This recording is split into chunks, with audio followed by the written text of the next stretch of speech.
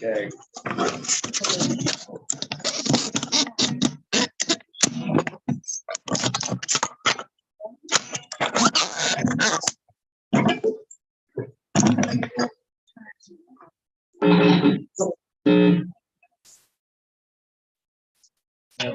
After that, you have to.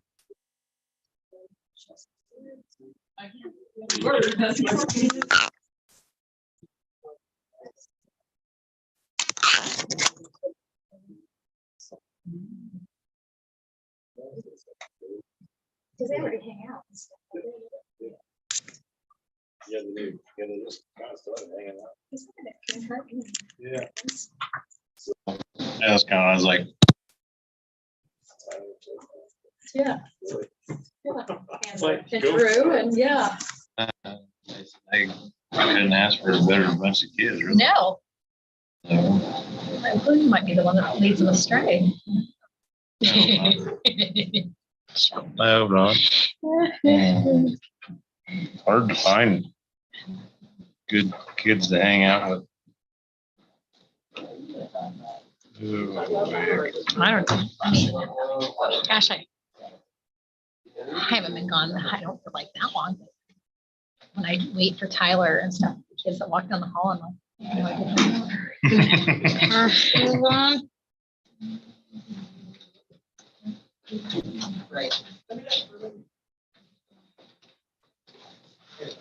Thank you. Hey,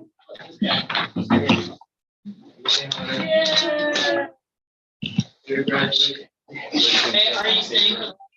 Take care of your family. There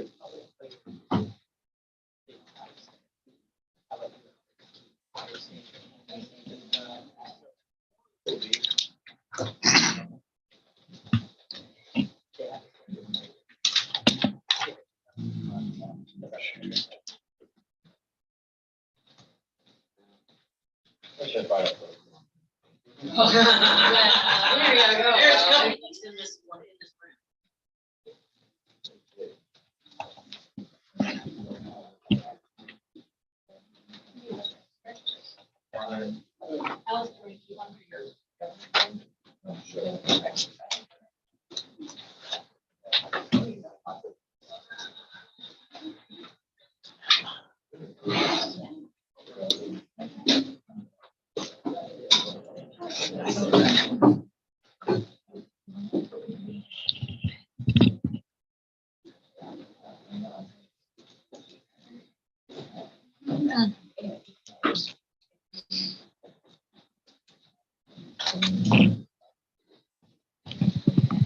Test, test.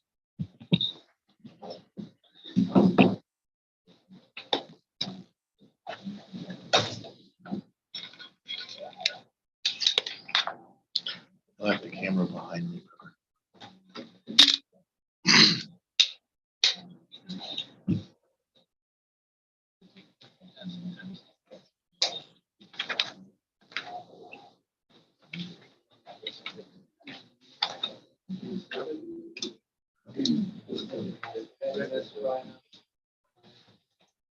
I mean, Mr. Brumble. No. Yeah, congratulations on being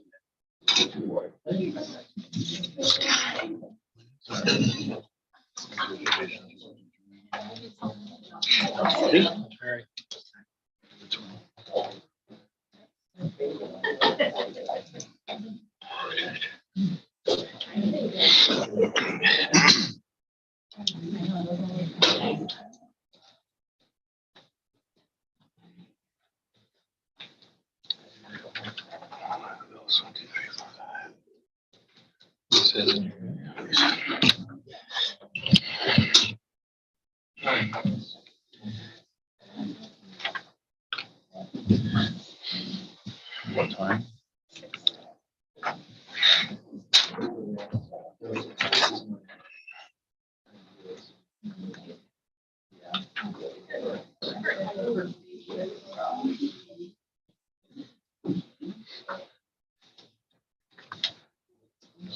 Second.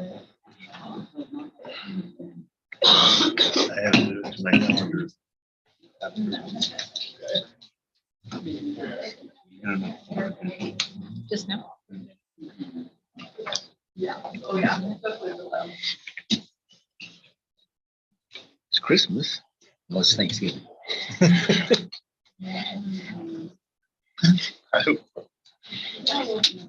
Oh, it just hasn't listed.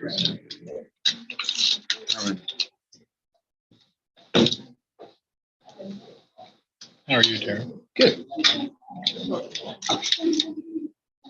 I shan't complain.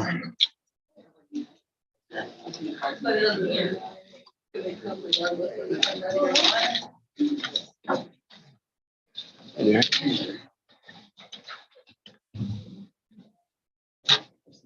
Hello? I'm good, too.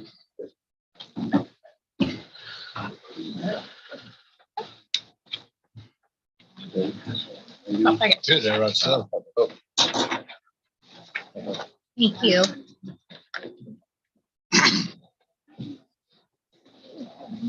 Brian, I only have to write down like the staff that's present. Is that right? Yes. Yeah, we don't keep track of everyone else. You pulling double I duty think today? that's, Yeah, I do.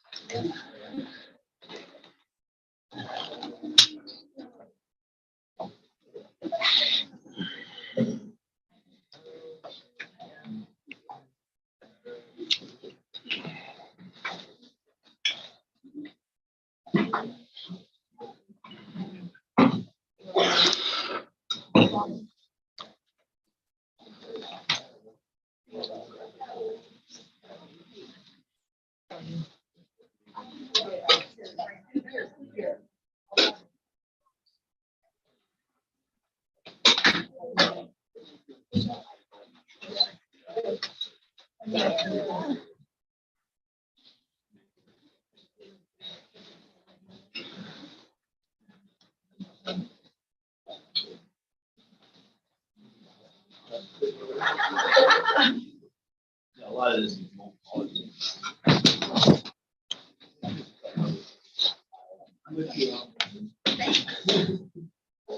Study it.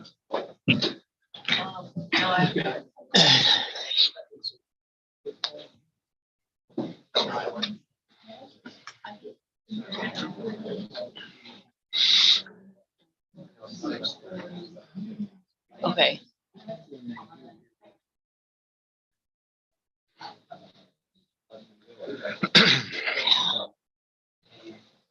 Anybody gonna pile? Go for the minutes. I already signed them. They're sitting right there. Yeah. Yeah.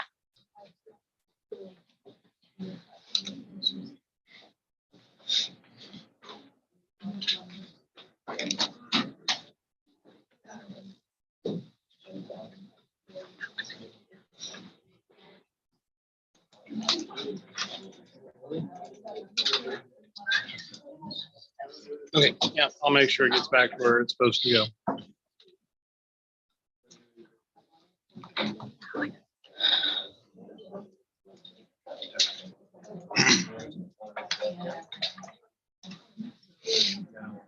Wait, my brother's gonna miss that. Well,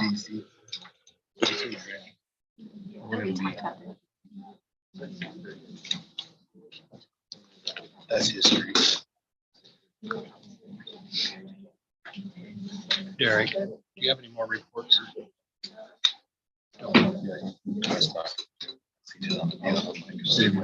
Just, I don't think I got one.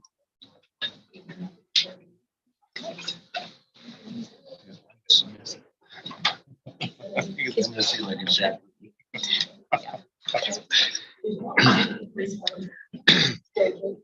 Brian, would you want to go ahead and let the play fractions go? Yeah, I think so. And then just. Yeah, and whenever the football gets here. So Hunter's here. So just the seniors. I think it's just senior boys. Without Andy. Oh, Andy's sick.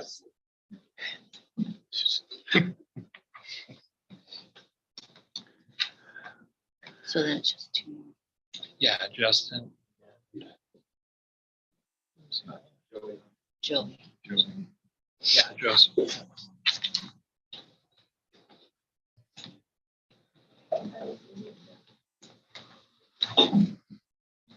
Ooh, shoot.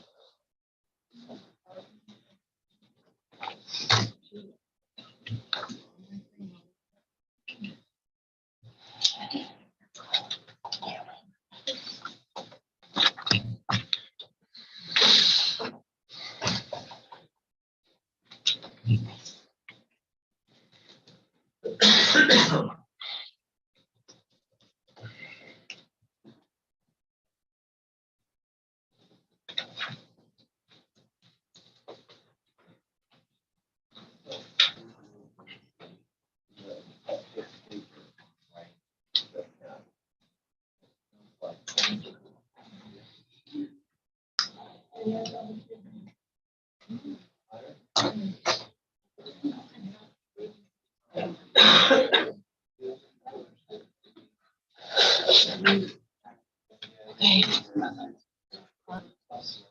What I have, yes. All right, at 6 o'clock, we'll go ahead and call the meeting to order. Is there a motion to declare an open meeting? I'll make a motion to declare an open meeting. Second. Motion by Jason, second by Mary. Roll call vote. Terry, Yes. Lisa, yes. Hope, Yes. Mary, Yes. Jason, Yes. JW. Yes. Motion carried. Meeting is open. Welcome. The Open Meeting Act is adhered and posted on the wall of the library, and the notice of the meeting posted and published as required by law. So we'll begin with the consent agenda. Lisa, I will move that we approve the consent agenda as presented. Second. Motion by Terry, second by Mary. Terry, do you have any discussion? I do not. Mary, No. any other discussion? Hearing none, roll call vote.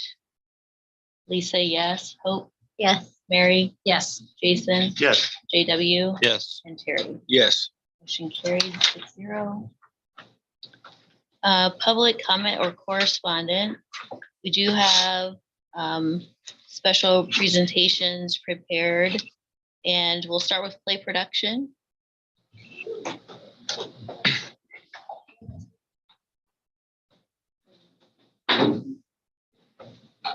We haven't formally put anything together. You may, yep, whatever you need to.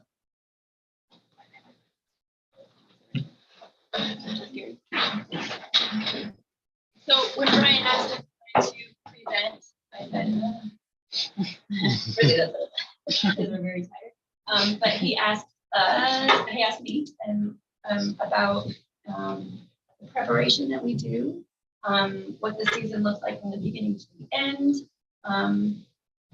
the dedication, what it's like developing over the season, and I think talk about some of your favorite things and some of your struggles. But also, we haven't seen one of these presentations before. How long do you 10 minutes, 5 to 10. If you less is fine. should we start with telling them like what kind of how practices go? Yeah.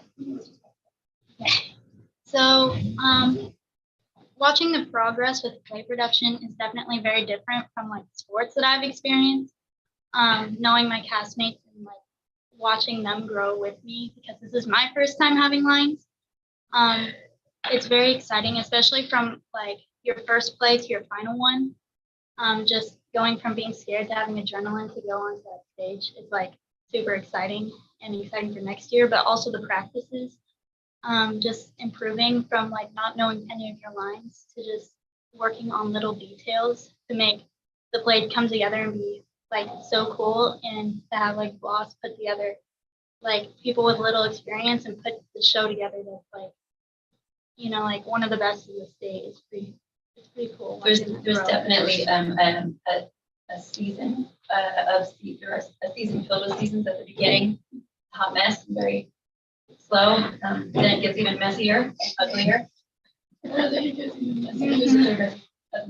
you hit a tipping point and it starts coming together and it starts gelling. And then, hello, welcome. Sure. And then we start fine tuning. And I would say like it's all fun. Obviously, that's why we do it. But the end of the season, always the end of any season, is the most fun part probably, where we spend, oh gosh, like half an hour working on like 30 seconds of a thing. Really. And Kennedy does music for us, so she's like, okay, so we're talking about the development of the season, what it's like. You guys want to talk about some of your favorite parts of the season? Or one act in general? Okay, so, sorry, Alex, do you want to? Her favorite parts, let's see. You know, when I experience one act, I always think of is simply you do your you do your build up from top to bottom. Always do like if it's a live action production of Broadway. Yeah, and I have some favorite scenes. We mostly get along easily. Sometimes it's like a little noisy and a bat on the stage auditorium. Yep. I think my favorite was that no matter how many times I watched it, I still get chills. And the fighting scene would always get me excited. I find myself like locked into the play, but like, you know, I have a job. So it's like, oh, I have a job. So, Yeah. I loved how like everybody, like no matter how exhausted they were, they stayed in it, and I could tell that everybody was having fun. It was definitely stressful, especially towards the beginning or like right before state, of course. But it was like we all just had our fun and we really enjoyed, and I could tell like everybody wanted to say their lines, everybody wanted to be included, and it wasn't something where anybody could be left out. Like there's always somebody who could do something and everybody was excited to do it. So that's my favorite part of play production, in that if you want to do it, we can find a job to do it. Do you want to tell them what a typical win practice? Well, you know, it's always like 8 mornings and evenings. So 6:30 in the morning, Sometimes after during the day, all the time, anytime chunk that we could pick up during the day, someone was practicing. the lead roles, like lead roles, like I know we're at like 7 years, she told me for like months, whatever.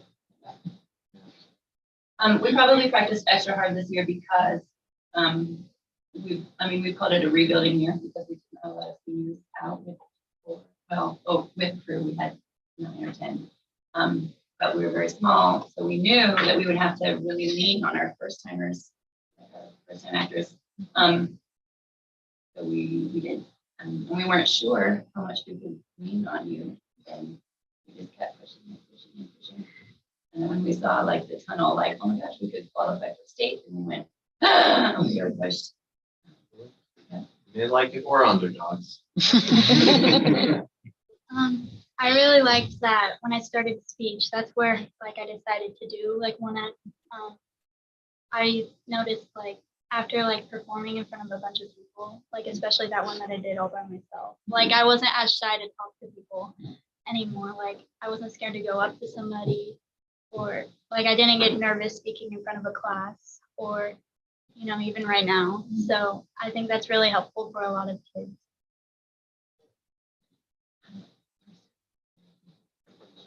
Yeah, whenever we first started One Act, like, and we're first performing, like our first performance, I wasn't like sure the other teams. Like I thought we were gonna be like bad compared to them. Like I didn't think that. But in speech, I wasn't expecting to be the worst like group there because we messed around in practice all the time. And we got our first meet, we got first place, and I was really happy about that. I wasn't really expecting. Yeah, everybody was happy with each other no matter what we got, and we were really supportive of each other, and I really liked that. That was a good build up for the rest of the season.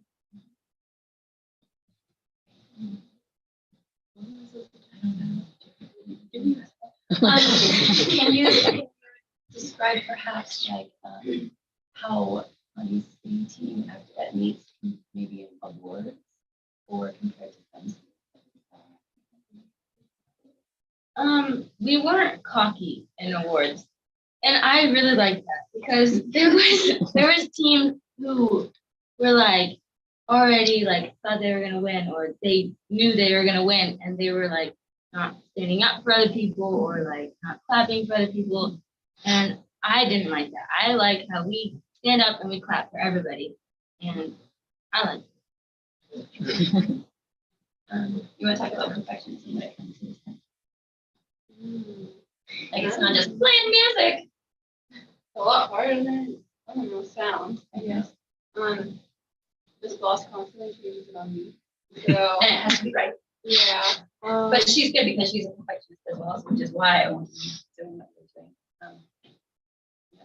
You would be really frustrated with yourself, like if it was a second off. Yeah. Because it can't be. Especially with Emma, because she says line cues with the sound. Yes, yeah. So, Then the whole play would be off. do you guys have any questions about that? Any Q&A?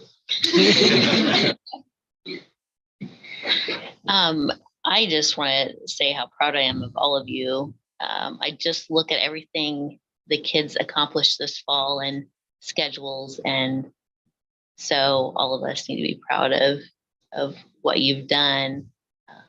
I know you had to delay probably practice for football, and kids were at nationals and studying for that. So it's amazing what you've all accomplished and help each other accomplish. So let's see, Emma, what grade are you in? I'm a junior. You're a junior, okay. And you started, last year was your first year, Yes. right? Okay. But no season. No. Kennedy, I know you're senior and Alex are senior. You're the ones that'll be both leaving. seniors.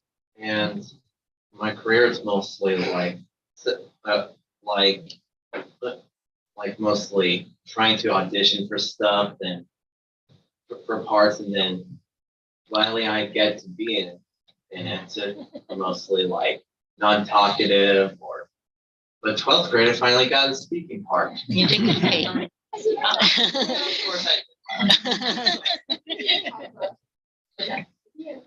He was a preacher. Oh, He directed the choir music. yes, choir director. And you're good at, you were the guy who said like this way. I was a guard. What we- My first year was Dark Road, and I was a guard. And Alex has come such a long way. When he first started with his autism, like change and changing things up and not staying the same is really difficult. But now, like he's just got such a mind where he's like, oh, I understand. Like you gotta be flexible. It's always changing. Yeah. Trying. Yeah, there it goes. And also waited, leave that. Well, the things that you've learned about yourself and about others, I believe you will carry that throughout the rest of your life. So just keep growing in that. Thank you so much for sharing and presenting or representing Pawnee City so well. Thank you.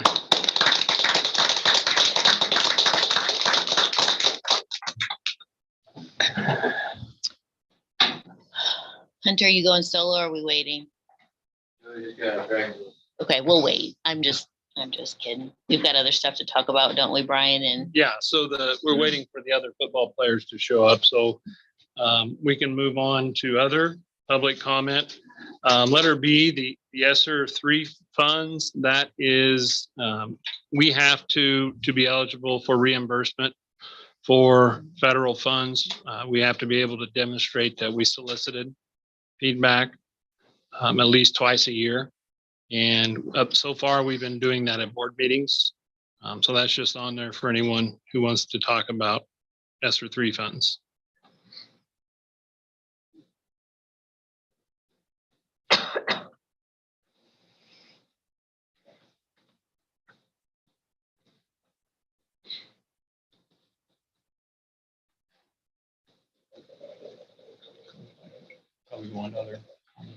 Probably go on to other comments. okay. At this time, we can open up to other public comment.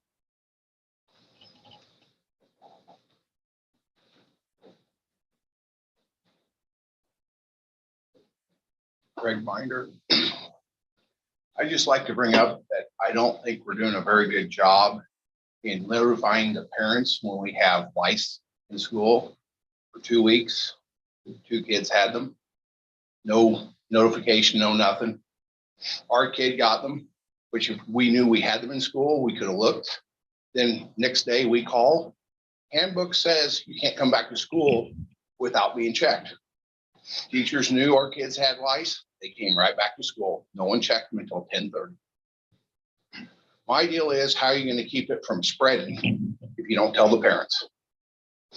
Then I see on the agenda, we're talking about $900 for a dog for bed bugs. That should have been done 2 weeks ago when we found a bed bug in school. Why are we waiting to do everything? I don't understand. Let's get on top of it. Let's do something for the kids. Another thing I have is, I was told, oh, we bid this box out down here for the football stand. There was no bids. Just because you call and get one bid from one person, why wasn't it advertised? No one advertised it. Wasn't in the paper, wasn't anywhere. But I had one contractor said he bid a job, was going to donate dirt and labor, and came back to him, oh, it's got to be bid. Everything's got to be bid. Where's the bids? As far as I'm concerned, how do we know we didn't throw 30, 40,000 away? I have no idea. That's something that needs to be worked on.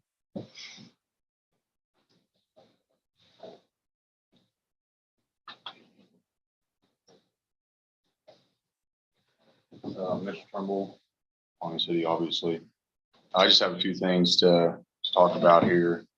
One being kind of accountability for personnel actions around here. Everybody knows we had a really big trial last year. We wasted a lot of money, accomplished absolutely nothing. If you want to talk about spending money foolishly, I would say that would be a pretty good place to start as far as an expenditure item, especially when there's windows in the school that have been blown out, press box blew over. And like Craig said, I don't ever recall seeing that bid out. And I know I cut a tree down for like $400 or $500 and they went and took bids for all that. So we're not going to bid we're going to take bids for $400 or $500, but a $76,800 project down here that could have done for less than $40,000 if you use a better contractor. So there's a pile of money we wasted there. There's only probably 2 people that are in charge of that. I think the board probably figured that out. I don't have to mention any names. Back to the wasting money, you know, we retained the teacher, thankfully. Everything went really smooth from that point on, all the way through the first year, even with the little problems we had with the class as far as transgender student, which I'll get into in a second. However, somehow in the whole lines, we spent approximately an hour of a 12-hour school board meeting talking about how Grandma Kathy was in the room the whole time. And that was kind of a big determining point. And at some point in time, she was allowed to come back to the school. Now, from what everybody probably knows, she's filed a complaint. If everything that she had in there was so pertinent, all of a sudden, why wasn't that taken from our administration and used in a deal? Why are we allowing this to fester now when at the whole time we could have nipped this in the bud and tried to grow from it, try to move on from it, better our community? As everybody's heard, our One Act team has done phenomenal. Our football team has done phenomenal. Got 6-man coach of the year. Some of you voted to get rid of him. I just don't see how some of you guys can stand here and not point a finger at somebody other than either yourselves or the guy in charge. I mean, that's your only 2 options. So either some of you should be ashamed of yourself for the way you presented yourselves and how you voted, or there needs to be some accountability at the top. There's a lot of money being wasted around here, and there's just nothing's ever getting done. My daughter, first day of school, came home and said there was a kid that dresses really weird and acts really weird. I said, you know, people come in from all over. We got an international company. They bring people in. She's like, no, Dad, this is different. That kid wanted to use an opposite gender's bathroom. That shouldn't be happening in Southeast Nebraska. It was brushed under the rug, came in here, got my calm, Because my daughter should not have to come home and worry about a boy going into the girls' bathroom. He chose to do nothing about it, and wait till it got called out. That's all I got to say.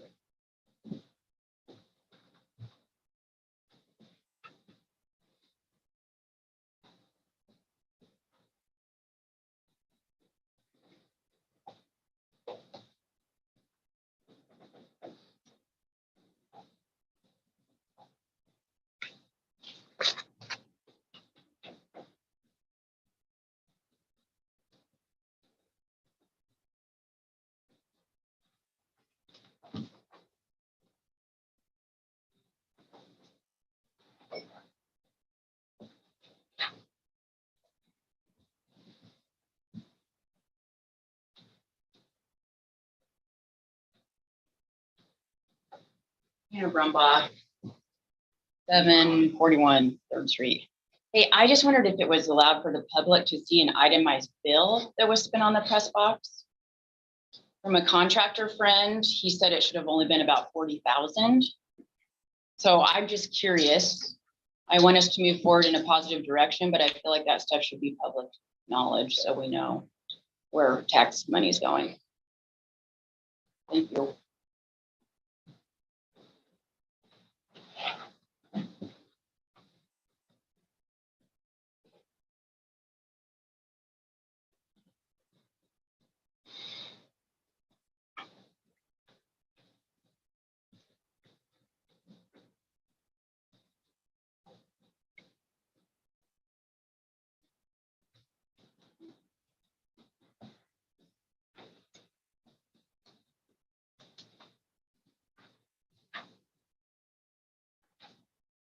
Is there any other public comment?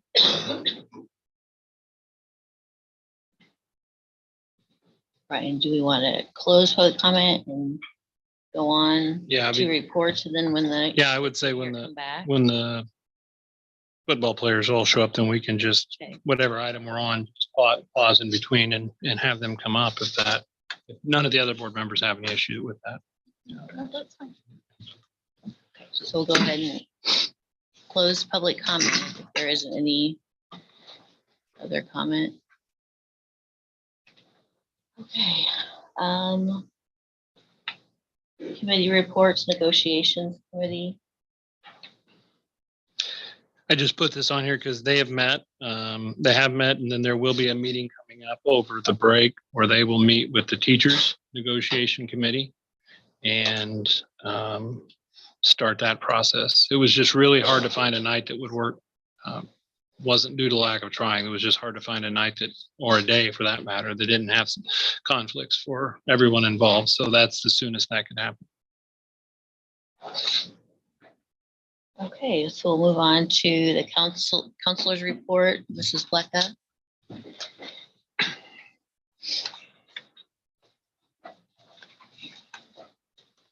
think that the report is in the packet, pretty sure. I'll just start with college visits. We wrapped up those for the fall semester. I think at the last board meeting, I shared that we would be going to UNO and Doane the following day, and we did. And I shared some feedback that the kids gave. You guys should be really, really proud of their feedback. They're really thinking and reflecting about what all should go into their decision when they choose their plans beyond Pawnee City. And then in the spring, we have a very busy spring. For the 8th grade, SEC offers 2 visit days, one in Lincoln and one in Milford. So I will give those kids the choice between one of the 2. I think that visiting at a young age will help kind of put a picture and real life experience to this idea of college and higher education. We talk about it a lot, but when they can actually be there and see it and experience it, I think that it'll really connect for them. The 9th grade, SEC Discovery Days, Beatrice, Lincoln, and Milford, they can choose between one of the 3, I should say. Yes, it's an SEC event, but I feel like SEC does a great job of letting kids discover the career that they love and their passion and what they want to pursue. We also have Careers in Transportation Day for SEC. That's going to focus a lot on your John Deere Tech. SEC Careers in Health Day, and I'm going to expand on that by taking the kids back to SEC Lincoln Health, and we're going to explore how we could transfer that maybe to Bryan College of Health Sciences because they have a really good transfer pathway there. Concordia University also in the spring, Wayne State College and Northeast in one day. That'll be a big day, but we're going to do it.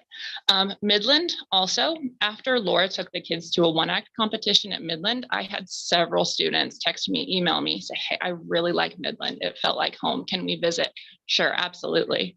And then also Highland Western Center in Baileyville, they have a career day where they focus on their programs. And then they also bring in employers where the kids can kind of really make a full circle. I can go to this program and then I can go work for this employer there. So that's what we have coming up for the spring. SEC SENCAP registration, it went really, really well. Joy Stilmock, she is our new SENCAP coordinator. She used to be a principal at Syracuse, and she'll be visiting with us on Wednesday afternoon. Her focus will be spring registration and the SENCAP portfolio completion. Something that is new is Fort County Collaborative had some funding left over to create a rural school initiative. So essentially what they wanted to do was to create more opportunities for young people to come back to the area and start their own business, be an ag leader, be a teacher, be an entrepreneur. So they're offering career pathway activities. What we do with this funding is kind of up to us and what will work for us. So I just included some activities that had been done in other areas.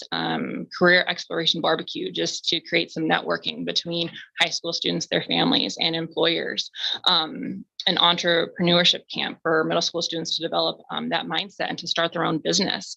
And then also area bankers awarding some startup funding for kids to start their own business. So I think it's a great way to educate kids and then also try to attract them back to the area so we can kind of grow our rural areas.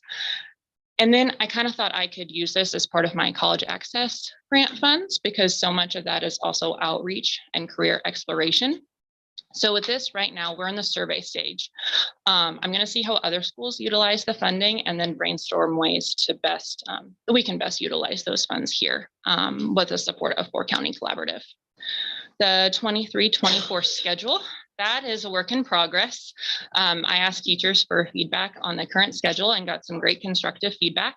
I'm working through some different options, but it's a tough task. When you create a schedule, one move can have a ripple effect 25 steps. So it's definitely a challenge.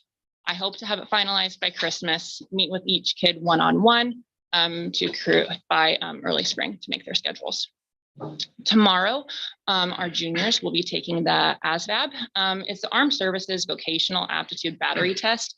Yes, it's for admission into the Armed Services, but also the career component attached to this is phenomenal. Someone comes in from the Armed Services and they go through strengths, weaknesses, colleges, careers that will match those strengths. And it really gives kids the full picture of what they could do. So that's kind of what we have going on. The year's kind of wrapping up, semester's wrapping up. So we're kind of just doing some finishing touches on some things. So if you have any questions on those, be happy to answer them. I have a question, just Sure. I wonder this, Highland Western Center, what is the cost or tuition? Does that compare like the Southeast Community College? It's really comparable to SEC. And they do that in-state tuition and just, We get the in-state tuition. yeah, since they're that like order school, be the same. And Baileyville, so not that far away. No, yeah, So it's close for kids and really great. I enjoyed my time at Highland. That's alum from there. So I think it's a great school. So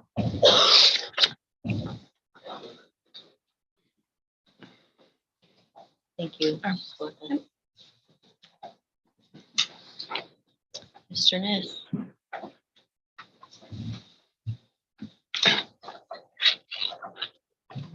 All right. Thanks, Mrs. Blecka. So to start with academic focus, just first I wanted to recognize those students that were nominated, selected for Academic All-State Awards. So I'll read these names just through each sport here. So football, Jet Farwell and Jesse McLaughlin qualified and were selected. For volleyball, Logan Maloli and Madison Lytle. Cross country, Morgan Fridley and Emily Lytle. And then for play production, Kennedy Benson and Kara Pierce. And so for those of you that aren't familiar with Academic All-State, that's a component that takes into consideration a student's GPA, their work in the classroom, as well as their participation in extracurricular sports or activities. I included County Government Day on here. We recently had this. They do it every year.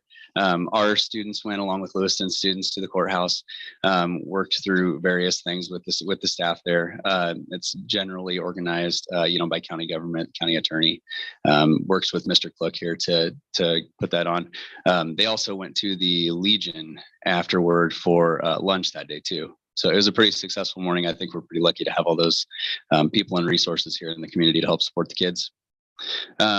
I told you last time I was going to try to start including more classroom updates. And so I won't read through all of these. These are for you to read through, but just some general points. So one kind of unique thing that Mr. Robertson's been doing lately in his tech math class, which is like a tier 2 option for our upper math option for our upper level grade upperclassmen. So in tech math, he's focusing on mathematics and how they can be applied to the real world in technical ways. So what he's done with this class, trying to meet them where they're at, their level of interest, he challenged them to recreate a house from a blueprint using the game Minecraft. So they really had to pay attention to detail, every detail in the construction of the house. We're not just talking the walls, but they had to furnish it as well. So he makes mention into here is when he was checking for tolerances that he found a toilet that was a foot tall and furniture that was 2 feet off the ground. So, he goes through after they have worked on constructing these, he goes through and checks for the information that was in the rubric. The kids have really enjoyed it. They've been a lot more focused on it than I expected them to be. When we talk about video game systems, there's always that chance for distraction. But the kids have really been focused on this and they've been working hard on it for a while. I think it's been a real eye opener for them as to what some of the costs are for some of these materials. And so those that have in mind what they would like to see in their vehicles or their homes, I think they got their eyes opened here with some of them, as you can see mentioned in there. Mrs. Gira was also something, another teacher that I wanted to share about. She'd been working on a budgeting project in personal finance. What I think makes this unique is she really makes a really heartfelt attempt to try to connect the students in this project to real world places, prices, and resources. So as part of this, the students had to select careers, they had to select locations where they'd want to live, and they had to find real world places that they could live there, houses they could buy, apartments they could rent, what their vehicle payments would be. And so I thought it's a great real world project to help the students focus on budgeting, especially those necessary expenses. But Mrs. Gira takes it a step further then and makes them account for every dollar that they're allotted. So there's a lot of discussion about savings as well. So next point here, MTSS update. Our MTSS team has continued to meet. We met during the last early out. We have been working on developing our data flow charts. So the way that typically works in MTSS is there's 2 different pathways that are important to consider. There's academic data, there's academic information, there's behavioral data or information. So we are forming 2 of these separately. We meet as a team, and Mrs. Amundsen, as our school psych, has been spearheading some of these projects. So we've been meeting as a team to discuss what information we feel is critical. She has been working to assemble the flowcharts, and then most likely our next step after we've completed these flowcharts will be to assemble our list of tier 2 and tier 3 interventions.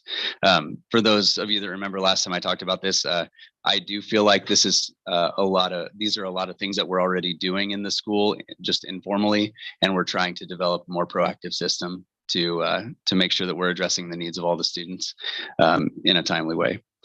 One thing I wanted to point out, the potential Washington, D.C. trip.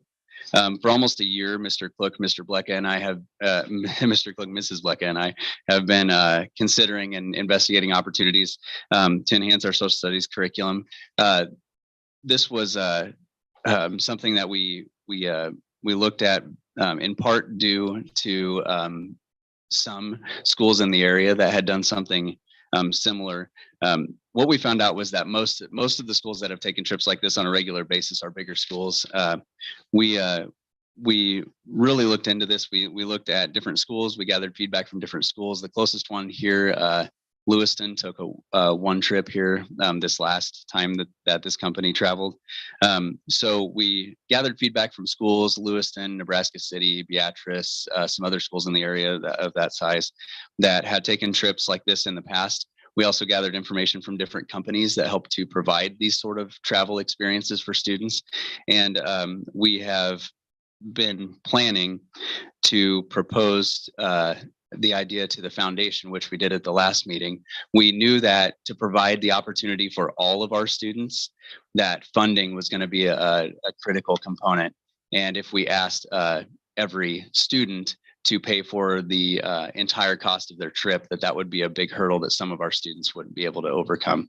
And I think what can set us apart in large part to the support that we have here is providing this opportunity for every one of our students to go. And so typically we've seen from a lot of the schools that have taken those trips that they seem to peak at about 30% of the students they offer that's about how many end up traveling. And I think we can do a lot better than that here. So kind of pending the foundation expense approval tonight, we feel like we're on a really solid path toward providing a really meaningful learning experience for all of our students that will enhance our curriculum. I won't really discuss this much because Mrs. Blecka kind of touched on it, the 23-24 master course schedule. We're trying to finalize that as soon as possible because we'd like to, early on second semester, we'd like to have those classes built and Mrs. Blecka to start having those meetings with students to be building schedules and enrolling them so that by the end of the year, we can have everybody's class schedule filled and all the teachers know exactly what they have and who they have in that class. On to activity related notes. So some things that have come out recently since the last meeting anyway. Volleyball, we had some girls that received an all-state honorable mention. Mallory, Maddie Fender, Adrian, and Logan. So that was just in the Journal Star recently. Football, it seems like now that's been a while, but it was actually just right after our last meeting that we had the championship game. Obviously a ton of success there. Some individual successes to note here are these all-state nominations or all-state selections. Second team offense was Andy. First team defense, Anthony Kling. Second team defense, Hunter Johnson. And then receiving honorable mention were Jet Farwell and Joey Martini. So, and then we also had Mr. Brumbaugh that received the Barron's Coaching Award as well. So obviously a lot of success there. Wrestling has started and Andy recently placed second at the Conestoga invite. That's always kind of a tough one. The person that the kid that he wrestled was a very tough competitor, and that was a really good day for the Pawnee and HTRS wrestling team. We only have 4 wrestlers this year, 2 from Pawnee and 2 from HTRS.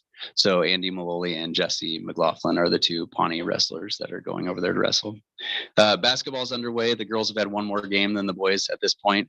The boys have had it started off with a couple of wins, a really exciting one at the beginning with Diller Odell, played a couple of competitive games, and then the girls have had the last 2 out of 3 games have been pretty competitive as well.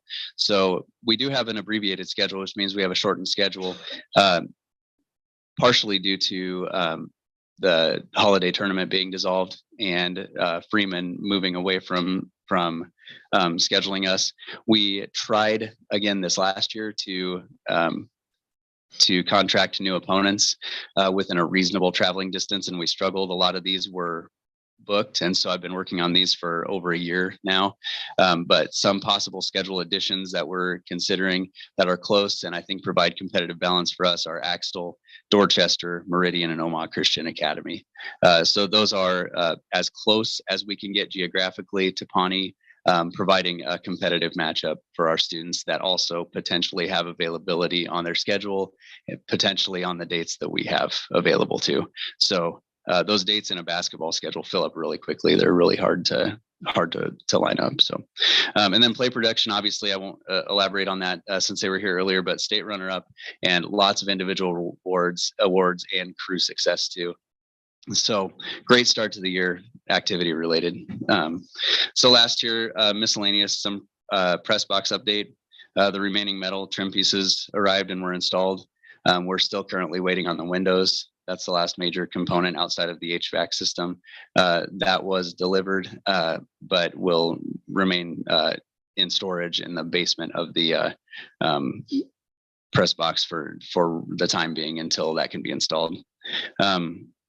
Vespers, so we've made it to Christmas concert time, and then we've had the elementary students singing in the auditorium over the last few days too.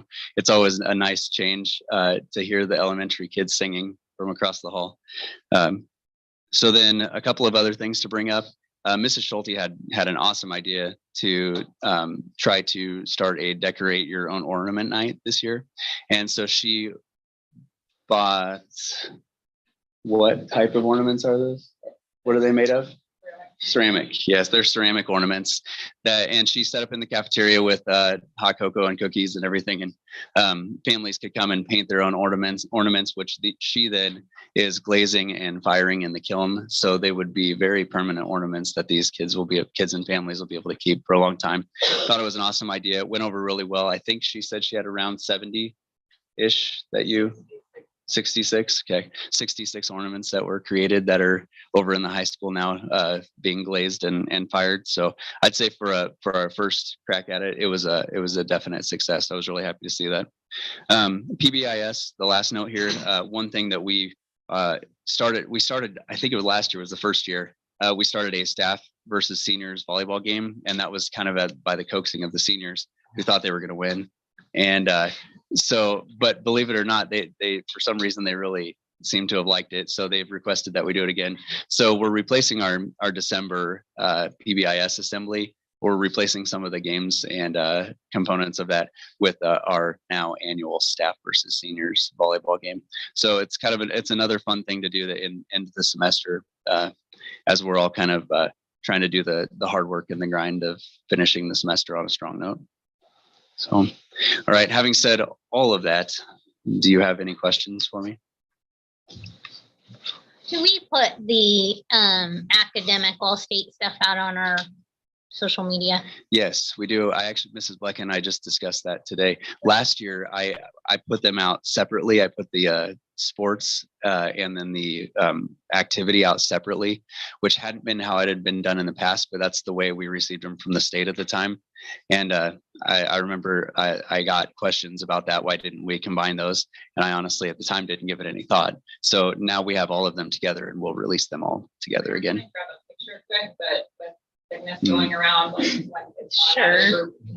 Yeah. I just think that's a pretty big achievement Yeah, considering definitely. academics is what we're based around, and it Definitely. definitely needs to be out there. Agreed. Any other questions for Mr. Ness? Yeah, thank you. Thank you, Mr. Ness.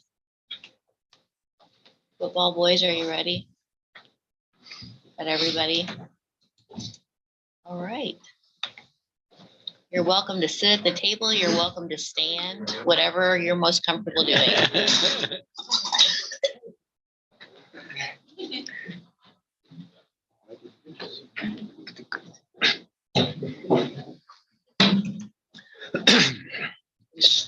Alex got up there and talked. Yeah.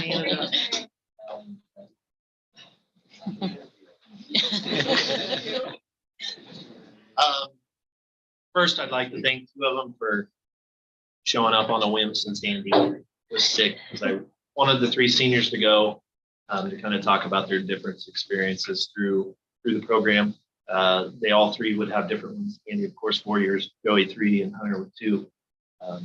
But like I said, Andy kind of changed the dynamics of things. So lucky this one could drag these two out of basketball practice for us. So kind of what I thought last night is, let me see what I texted the boys. Kind of a quick rundown of, their football career. It was based seniors, kind of what it's meant to them and kind of how it's changed over the course of the years for them, meaning, just how everything's changed as far as expectations from, just what we put on them this year, just kind of the expectations just in general once we kind of got going. So Anthony said he wanted to go first. Okay, I got it. Well, I can't say that much because, as Coach said, I've only been here for 2 years. So starting last year, I know Joey started before me, and he started in kind of a low spot. Andy's even worse, but me starting in an okay spot. It was a good year for us. Our expectation was to get to playoffs and just go as far as we can. And since we made it to playoffs and we stopped second round, once we made it there again, it was get to where we got last year and then go further. We wanted to go further. And I know Coach always told the freshmen and sophomore and juniors play for the seniors because it might be their last game. They were told the seniors what to play for. And I played for Coach personally because he always said he never made it to the state game. And I really wanted to get him there for it. Just because our football team is like another family to me. All our coaches are just another dad. Having Shane have a meal for us every Thursday or the day before a game was really nice. He'd put on everything. We'd go to his house and have dinner and watch a movie and just bond as a team. So playing for a senior, playing for the coach was just a lot more important than anything else for me. My turn now. Well, I've been there longer than Hunter. I came in first year, 6 man, something completely new. And coach was always chatting about be the change. If you want to be the change, you gotta change yourself and change more than just like what you can do personally. So that year we took that year as a nice transformation year. And it worked out because we went from no wins to like 3 and a playoff experience for the first time in a while. And it wasn't a good experience. It was a pretty long road trip to get destroyed. But Paid dividends this year. yeah, we took that into the summer. We worked hard during the summer. We learned from it, and we realized that we had an opportunity to do something good with the program for the first time in a while. So we put our head down. So we started working. Last year, didn't do as good as we hoped, but we did better. That was what we wanted to do. We wanted to do better every year and just show improvement. And then this year, it showed, everybody was working together. Everybody was on one mindset. We know what we wanted as a team and as a group. And it kind of helped when they had a kid, he fresh extra energy. Yeah, so I don't know how they're going to do better next year. And they got a lot of work to do. So. I'll follow up on Joey. We talked last year about how special it was. Joey's joke with me always is best in my eye. Winning last year, that playoff game was pretty emotional for us coaches. Something that in our program we hadn't done very much. So we got pretty emotional. So the first words out of his mouth after we won Potter was, Coach, where's the dust in your eye? I just laughed and said, nope, this is expected now. No more dust in our eyes. So, and we just kind of moved forward with that. I don't know. I was just a young kid following the seniors. They set a good example.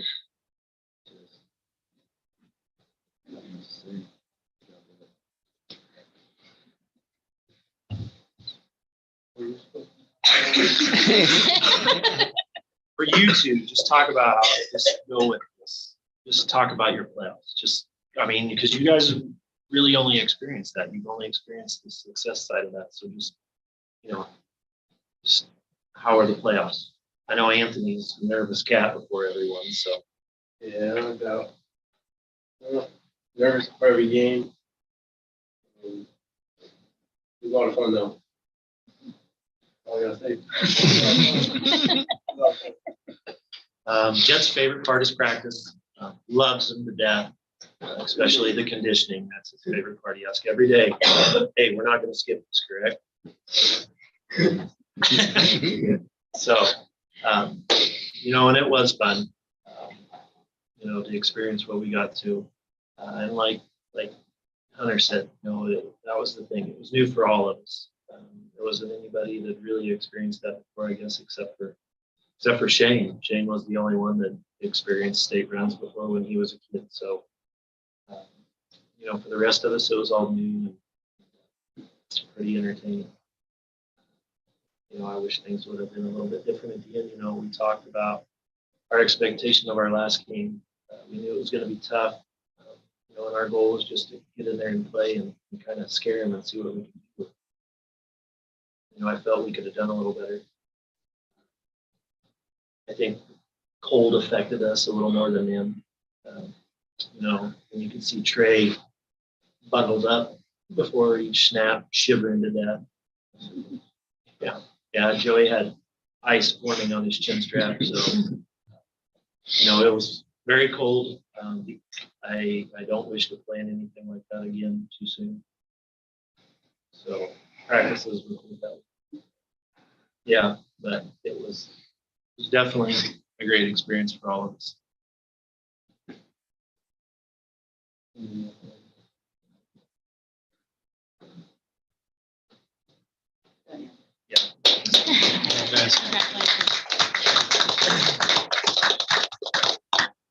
Before you get up though, thank you also to you, all of you, for representing Pawnee City so well. You made all of us very proud. It was a very exciting experience to go through. So thank you very much. We're very proud of all of you. Good job, guys. All right. Okay, I'll try to make this short. Enrollment hasn't changed a lot since last month. I think it's down one from where we were at. We had I believe a kindergartner leave.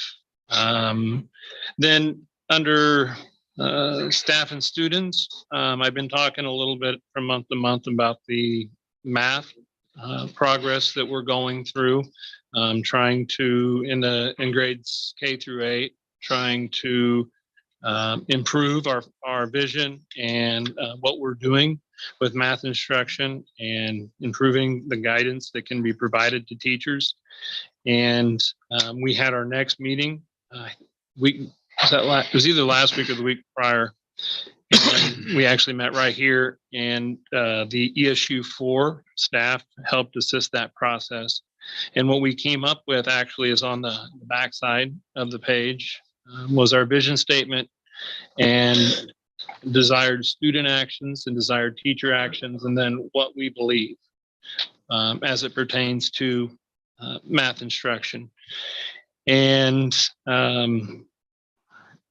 the next steps in this process, we have one thing I like about this organization, and just a reminder, that's through the Department of Education. I think they use some of their federal ESSER dollars to help fund this process.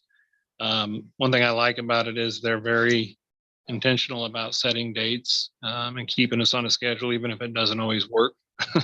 They keep us on a schedule, because with it's easy to push things off and not let them get done. So at the next training, I think we have a day in January. We're going to use the morning of our Martin Luther King Jr. Day. It's the day we have teacher in service, but no school for students. We're going to use that morning to do an expectations and use training. And then there'll be a follow-up date in February. So we'll use a floating subs that day. So it'll be half in the morning, half in the afternoon for internalization. And then they'll come back and do some additional classroom walkthroughs. Again, they're not doing any individual type of evaluation there, but it's more of a programmatic evaluation. And then action planning, really so that they will step away from the process and turn it over. And then strategic planning. So the Friday of state football, we had a 12:30 early dismissal scheduled for that day. And we knew that, especially with the interest in people wanting to either be at that game or had other focus, we knew that it would be probably unrealistic to do something like that in the afternoon that day. Bill McAllister, the one who presented here in last spring, said he would be willing to come that morning, because I told him clear back when we scheduled this day is that we can do it this day unless we're in the state championship game, and then we'll probably have to reschedule. And he said he could come that morning. It kind of was important because it was hard to find days that worked for him and us. And he also, because he's going into retirement, is going through his phase where he cannot work for any type of a public school. And so that's why that day, it wasn't because of staffing. That's why we ended up taking off school that day and moving that to the morning. He gathered feedback from teachers. I haven't seen any of that feedback yet, but I know he's aggregating it and is going to use that data in the next steps of our strategic planning document. Then moving on to, you've got, as I shared with Steph's mom, not doing well. She had to be gone today. So we don't have the revenue report, but when I get those, I will updated. I'll get that sent to you. The expense report, you have a copy of that. And then for buildings and grounds and transportation, just want to share that. We talked a few months ago about some of our intents on using our ESSER dollars to make upgrades to the ag shop. We've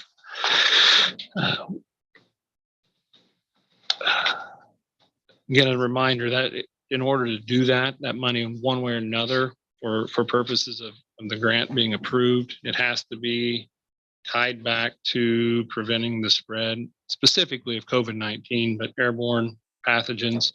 And so you have to, like, for example, new windows, new HVAC, introducing fresh air to the environment. It has to tie back to all of those sorts of things. So that application has been submitted and has been approved. I've got that done. So the next steps in this process are to work with the attorneys to make sure we've got we go through the steps to be eligible for that reimbursement for all of those expenses. And my hope then is to work with the Building and Grounds Committee on that process. Any questions for Mr. Rottinghouse?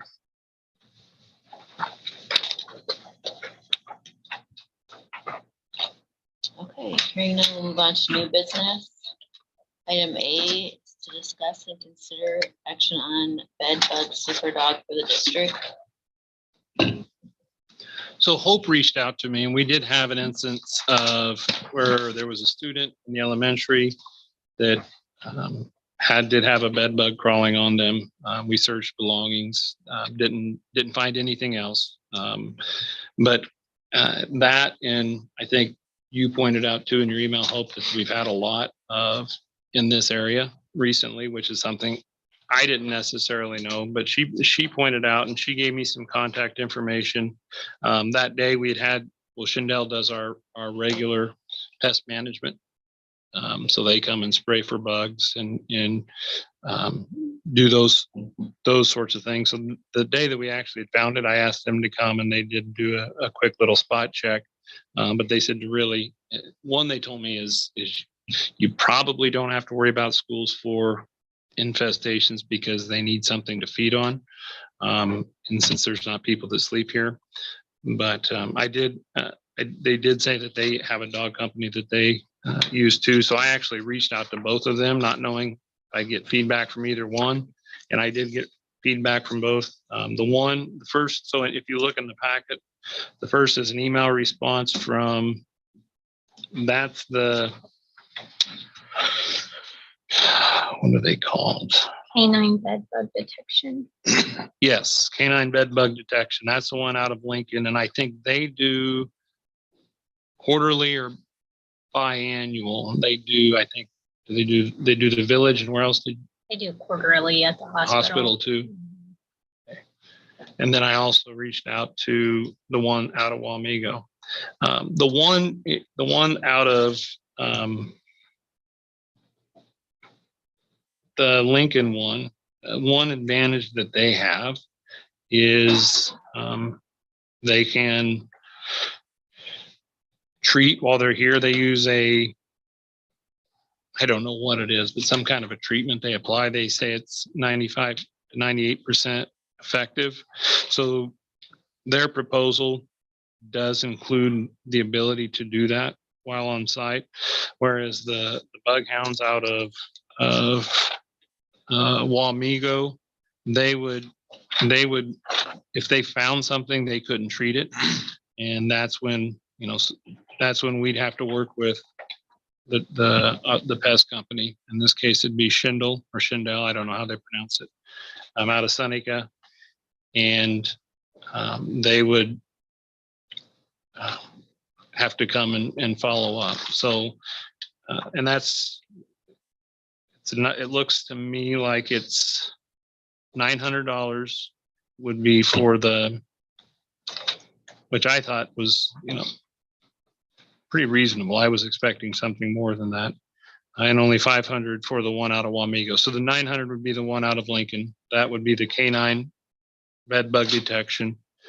And the bloodhounds would be $500. So I guess the question would be then, is this something the board would want to do? One, and then two, is it something we would just want to do once and see what we found and then do it again? Or wait to see what kind of results we had before we want to do it on some kind of a routine thing. Schedule.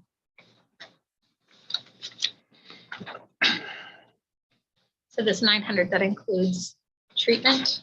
That's how I. That's a one time. That's a one time. That would be a one-time expense, right? For just the trip. And what they want to do it on Saturday. Generally, they said an evening or a Saturday when kids aren't around. That's what they both told me, actually. And try to limit airflow as much as possible.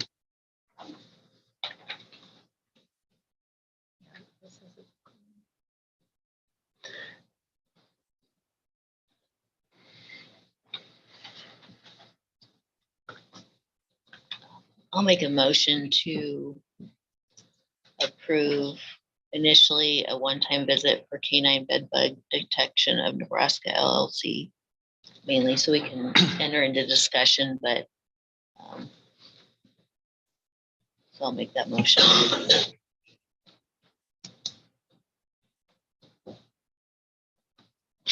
So what kind of steps are we going to take to prevent kids that have bed bugs to come back in school?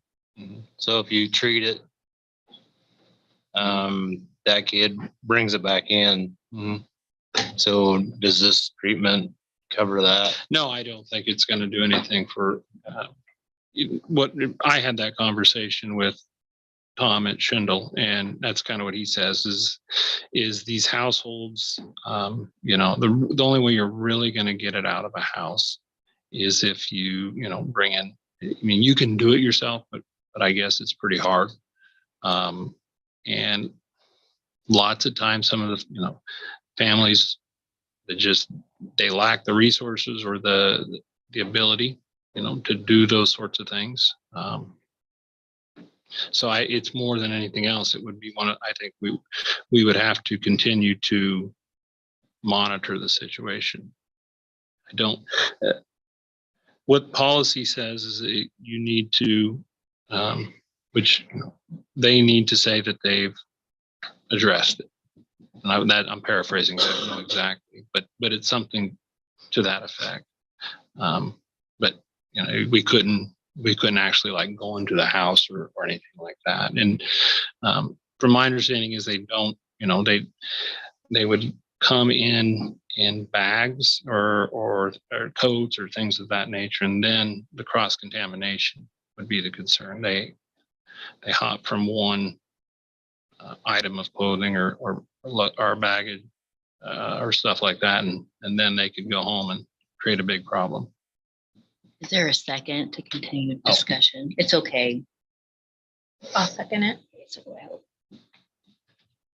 I don't have any discussion. Hope, do you have any other discussion? So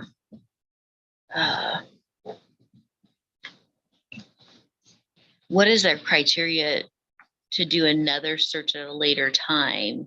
Do they give you a time frame? Do you do it as needed? They really didn't say. The one out of Lincoln said that when I asked one out of Wamego if he's been in schools, and he said no. So the one out of Lincoln said he mentioned a couple schools in the Omaha area. He mentioned Centennial. So school, more of a rural school, maybe comparable demographically to us. But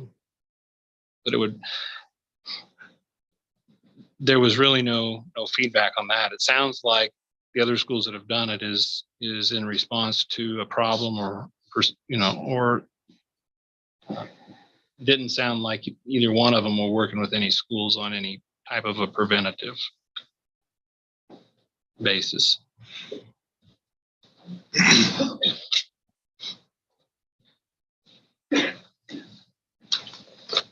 Do we also have any other discussion, questions? So the price difference, the 900 to the 500, no, the 500 doesn't include the treatment with whatever they call those, the semi-shield. But do we have any idea what the cost would be if we have our friends from Seneca? No, I don't. No.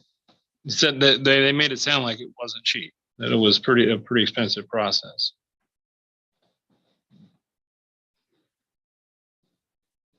Yeah, I know that somebody mentioned the village when they have this, they come in and they've done several different treatments over the years, from heating them to gassing them or whatever, but those were infestations of the one out of, again, like I said, the one out of Wamego really had no input on treating. So if we're looking at the one out of Lincoln, he made it sound like, it was a pretty slick process. They'd find it, they'd have the material ready to go. They'd treat those areas where they identify it. And then I would assume if we had a situation like that, then you'd want them to come back after some time to follow up and check. So the university puts out information from an entomologist on bed bugs and stuff. And yeah, there's two ways to treatment. Either chemical treatment consists of at least 2 visits with various insecticides. Bed bugs must come in contact with material placed strategically near the bed bug hiding spots, or the heat treatment, use of a commercial heating unit, and monitoring to things like that. But yeah, the information that, like I said, the university puts out talks about they cannot fly or jump, but they have to crawl onto somebody's stuff. So they hide or they hitchhike their way into belongings, and that's how they get transported to new locations. They spend most of their time in cracks and crevices close to where humans sleep. They do not spread diseases to humans, and they can live for months without their blood meal. So they can hang out for a while.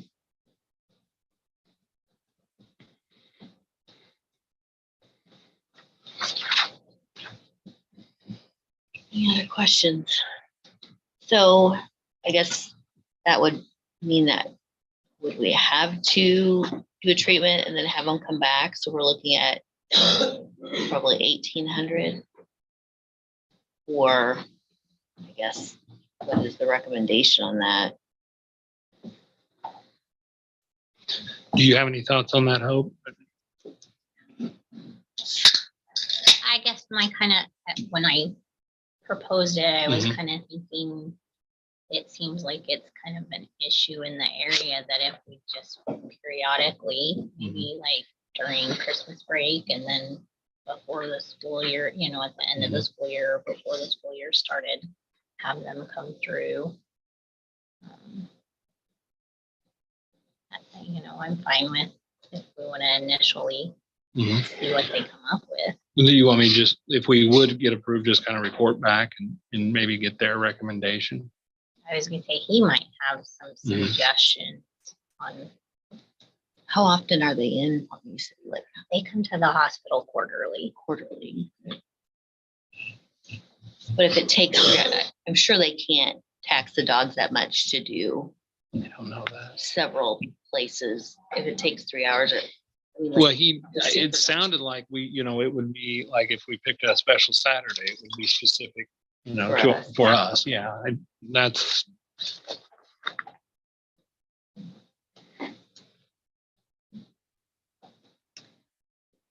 any other discussion?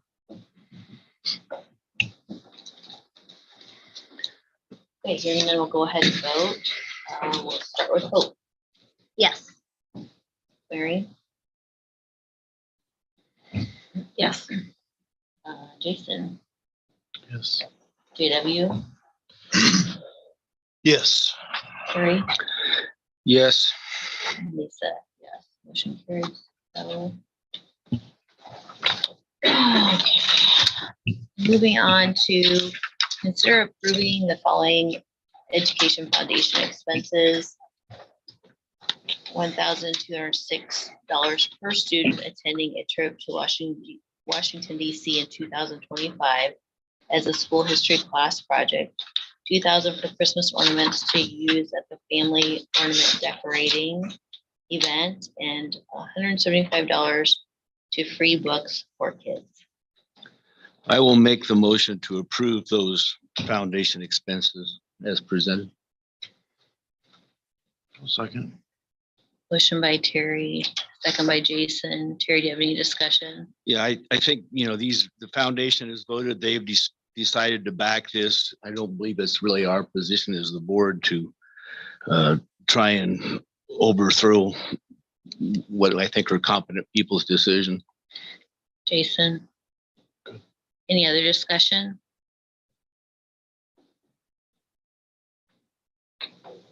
Okay, hearing none, roll call vote. Mary? Yes. Jason? Yes. JW? Yes. Carrie? Yes. Lisa, yes. Hope? Yes. Motion carried 6-0.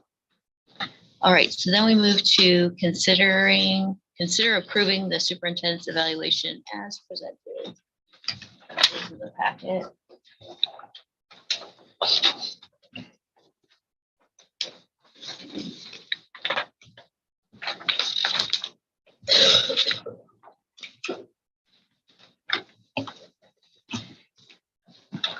Ryan, did we do the executive summary or just the? I didn't make copies of that, no.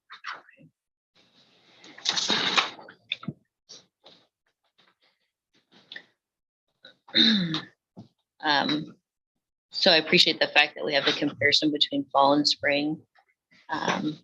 As we go through standard 1, mission, vision, and goals.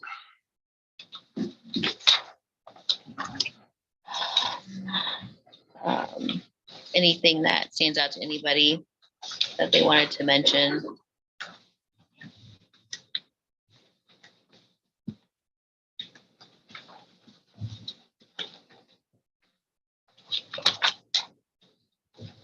Some of the responses, we are kind of in that strategic vision planning process, which in itself is a good thing.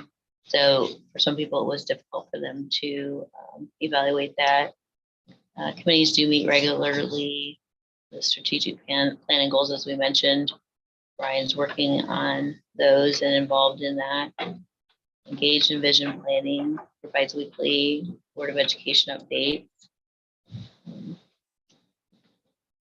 Some of us would like reminders as to the district goals, which I believe that we're working on that. But I do feel like that would benefit us as we go through our year to know where we're at with the different district goals when those are in place and what we're doing towards to meet those goals.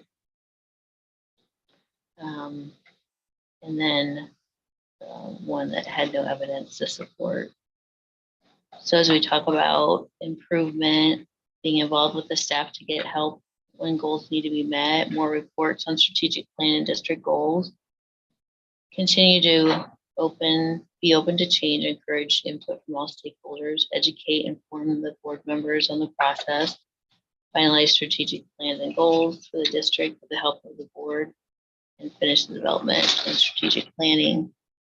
So highest area works collaboratively with the board to define and document the district mission, vision, and goals. So this is something that we've been working towards for a long time, and it's nice to finally see that happening. So any other discussion on comments? I encourage all of you to comment on anything that you had a specific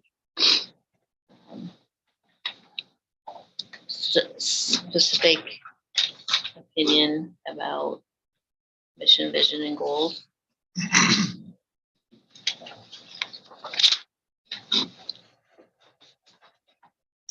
Okay, so we don't have any. We'll move on to policy.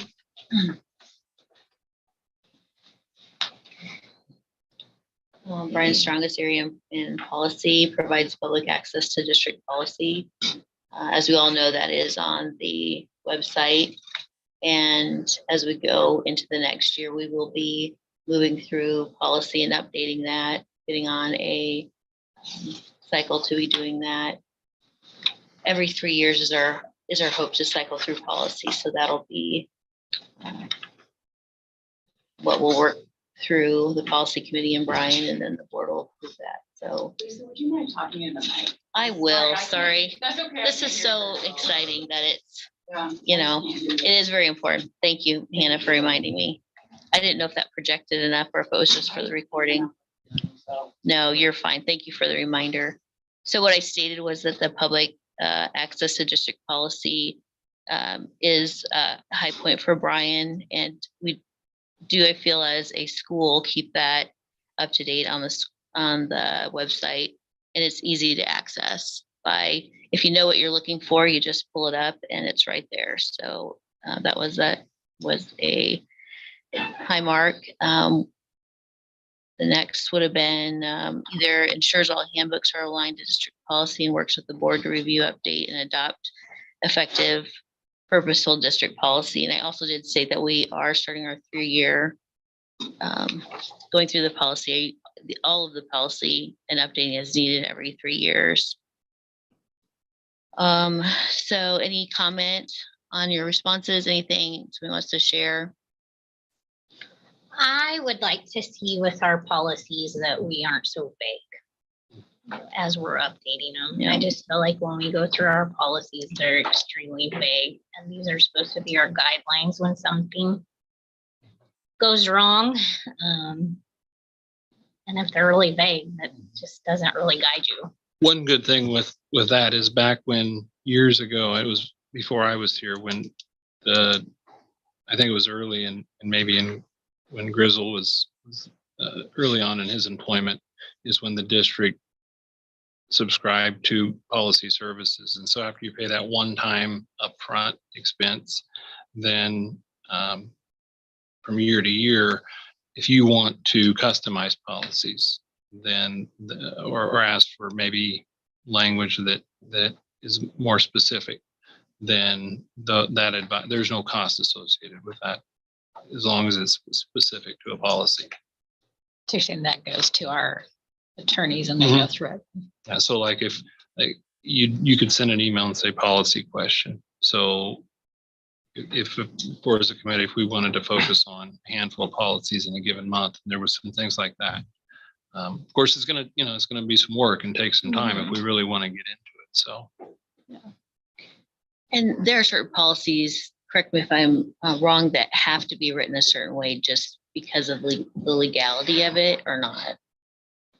Well, I mean, certainly they write them a certain way because they think that's what it needs to say, but I think there's probably ways to say the same thing. I don't want to make a broad statement because I think it depends on what issue they're talking about. If it's just a matter of semantics, then yeah, there's different ways to word it. But if on other things, if it's worded a certain way, because of, some policies are just, almost word for word from the statute. And, that gets into the philosophy, do you want to, because the more specific you get, then, it gets more wordy, but those are certainly options we can look at. Well, is there ever, like Cliff Notes isn't the right wording, but additional support to that policy explaining, does that become just muddy? So like, if somebody's trying to understand a policy, I would suggest that they come and speak to some, you or whatever, if it's Mr. Nis or even a teacher, how they're handling policy, but to clarify that. But it is difficult sometimes to interpret how you're supposed to handle things. So I guess that's just something we'll work towards as we go through. To answer your question, I'm not aware of anything like that gives maybe an if-then type of situation or a Right. flow chart. Yeah.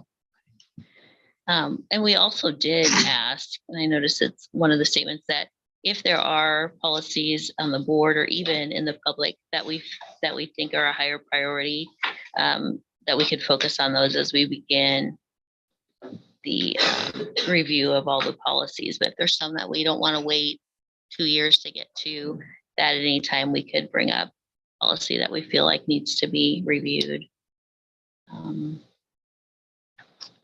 One area of growth is to report how the staff is developing curriculum to align with standards. Brian, do you have a plan for how we'll be working on that? Well, one thing I've talked about in some of my personal goals is I think it would be nice if we had a board committee that focused on curriculum.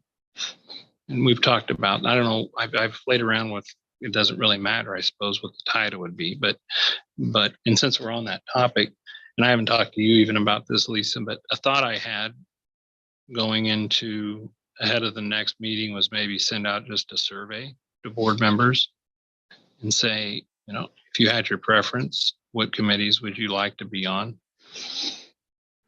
Knowing that there's going to be some that people stay away from. Nobody wants to be on negotiations. It's just rarely is there, that's the way it usually goes. So that was a thought I had, that we could come in even and kind of identify, knowing that you probably aren't going to get your top 2 or your top 3, but otherwise we just do everything in this setting, and we do away with committees. But there is a value to that, especially if there's, then you can really zero in on those the expertise of those board members for those topics. So, but a proposal I will have is to have a committee that maybe either works with curriculum or works with staff on curriculum decisions.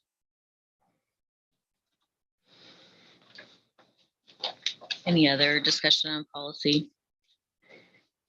Okay, we'll move to budget planning and management.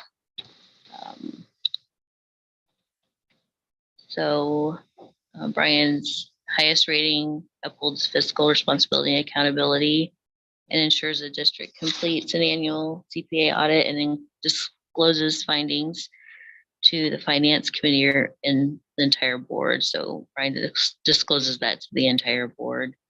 The lowest area would be leads to collaborative board and administrative budget planning process to align resources with the district mission, vision, and goals.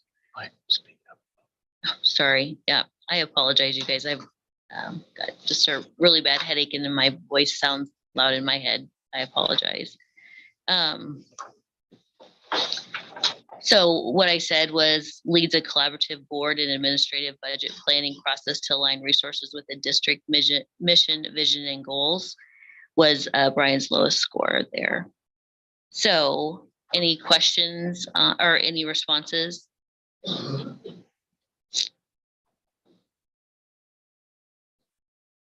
To support our statements there. I'll go ahead and read a few. Brian has always excelled in financial well-being of the district, has good knowledge of budgets and fiscal responsibility. So areas of improvement, continue to keep the board informed of district finances. Find those innovative solutions to improve and expand fiscal and human resources. Together with the Buildings and Grounds Committee, create a 5 and a 10-year plan for a facility. Anything else before we move on? Okay, educational leadership. Highest area, I believe, is advocates for the learning needs of all students. Area, the lowest rating, advocates for the engagement of parents, families, as partners in the education of students. Any responses that the board would like to share?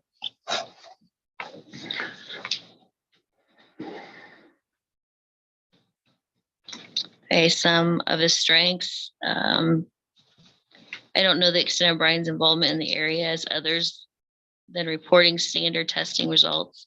Not much is shared with curriculum. He has stated at previous boards that this is an area he would like to include more. So at this time, I don't feel like I can evaluate completely. Use student performance data to drive curriculum, has a good school improvement team. Then areas for improvement, continue to provide family-centered experiences and support, continue to share curriculum projects and ways we are providing an inclusive environment for all students. More detailed curriculum program reporting, lower my number of unsure responses. So when we state that, lower my number of unsure responses, we can respond unsure. And I believe that statement means, so we don't have any of those gray areas because they show up gray. If we're not sure, Brian is given a survey prior to what we are, given an evaluation of himself prior to what we are. And that gives him an opportunity to explain things that he's doing in that area, which helps greatly, but still difficult sometimes if you're not sure on that area. Any other comments? Okay, organizational and cultural leadership. Highest area is develops and implements and sustains a responsive district crisis and safety plan. Area that he rated lowest in integrates an effective conflict resolution process to address matters in a purposeful and timely manner. Any response or comments for organizational and cultural leadership?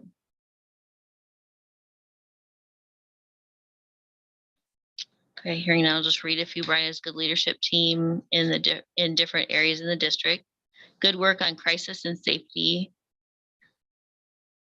Good work on crisis and safety plan ensure. Provides a review of safety audit. Brian is working toward rebuilding the trust and respect among the students, teachers, staff, community. This will take his diligence and consistency to work.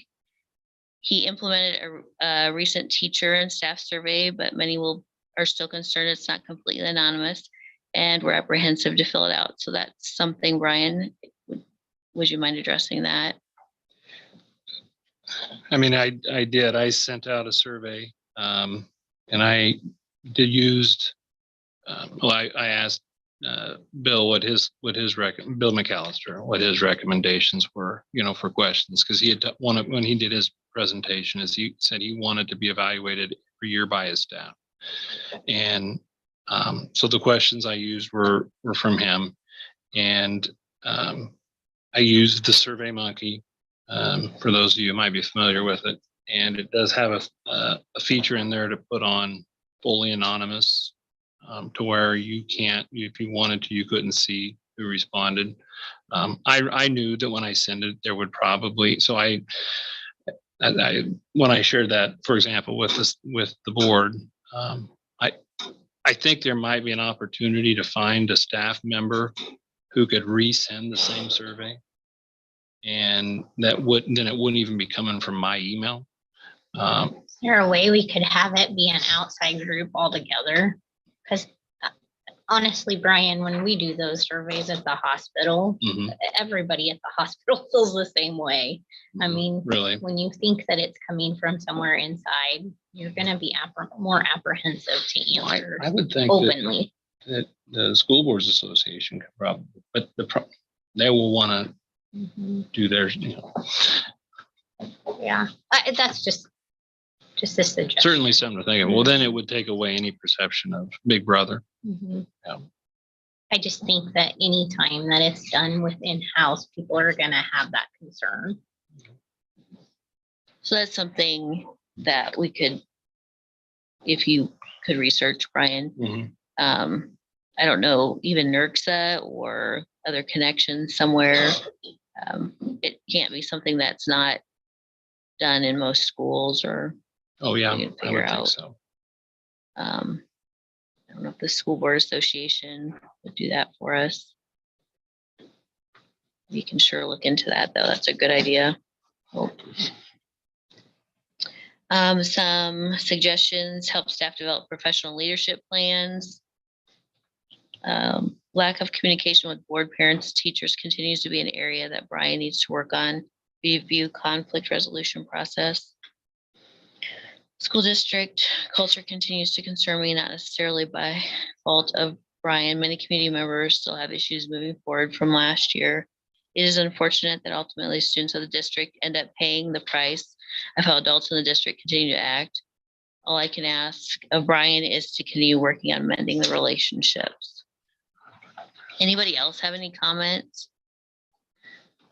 Board?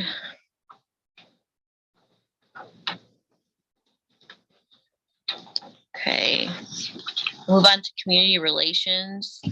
Brian's highest was regularly attends and participates in school activities, events, and programs. Area we're seeing the need for most growth. Effectively communicates key public information in a timely manner. Okay, board, do you have any responses that you'd like to share?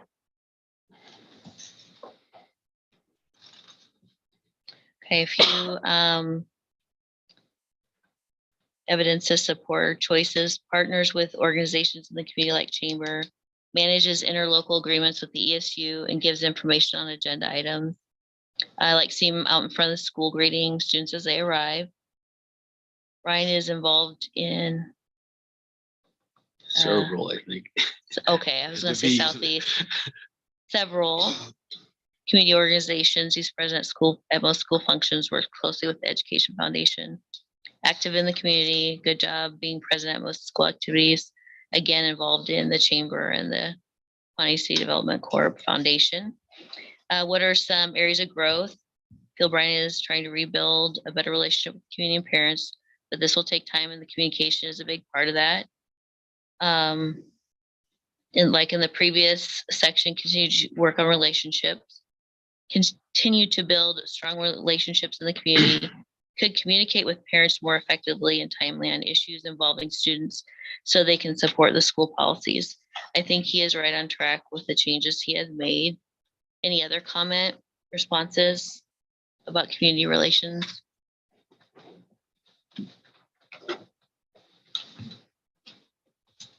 Okay, hearing none, we'll move on to professional leadership.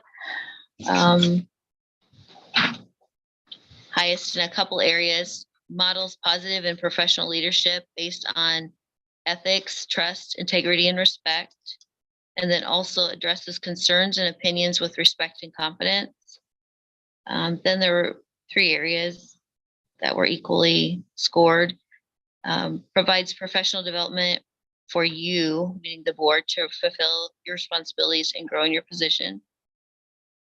Provides an effective evaluation process with constructive feedback. Demonstrates knowledge of current evidence-based practices for teaching and learning, and seeks to develop others in the area. Board, do you have any input for responses?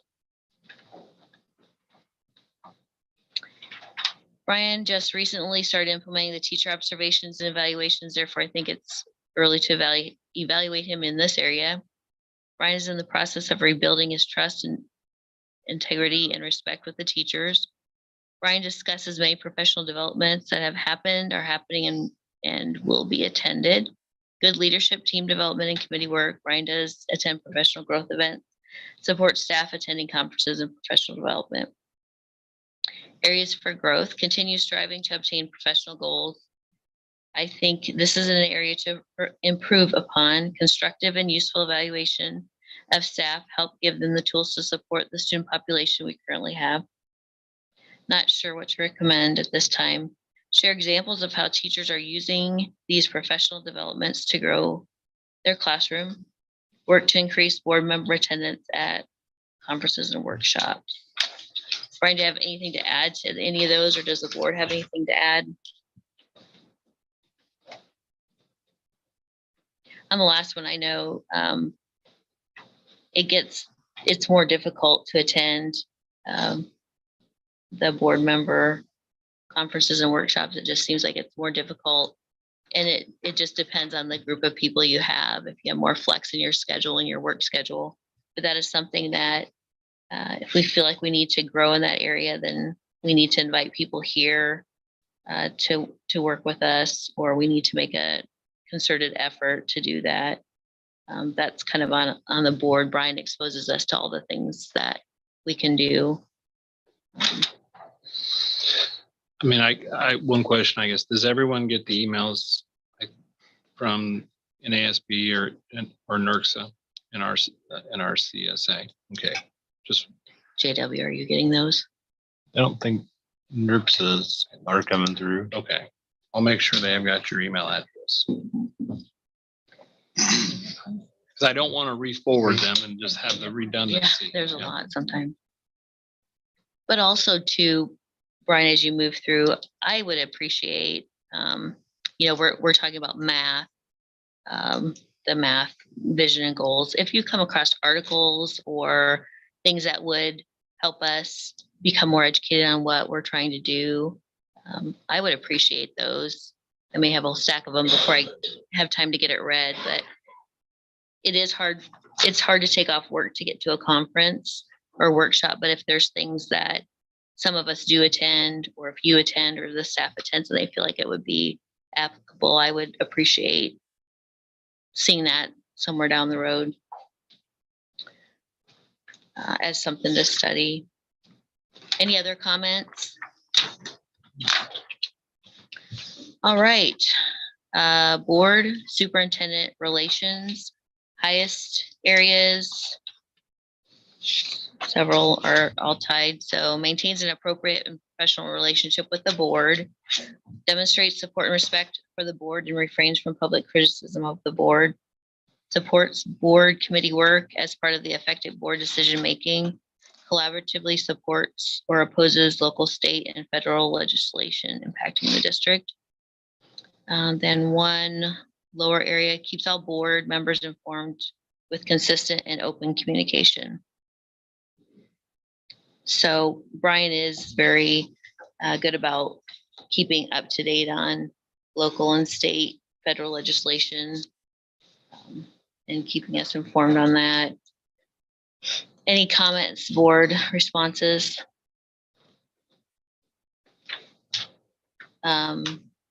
Evidence to support your choice policy and meeting or organization is a strength. Continue to improve on communication plan.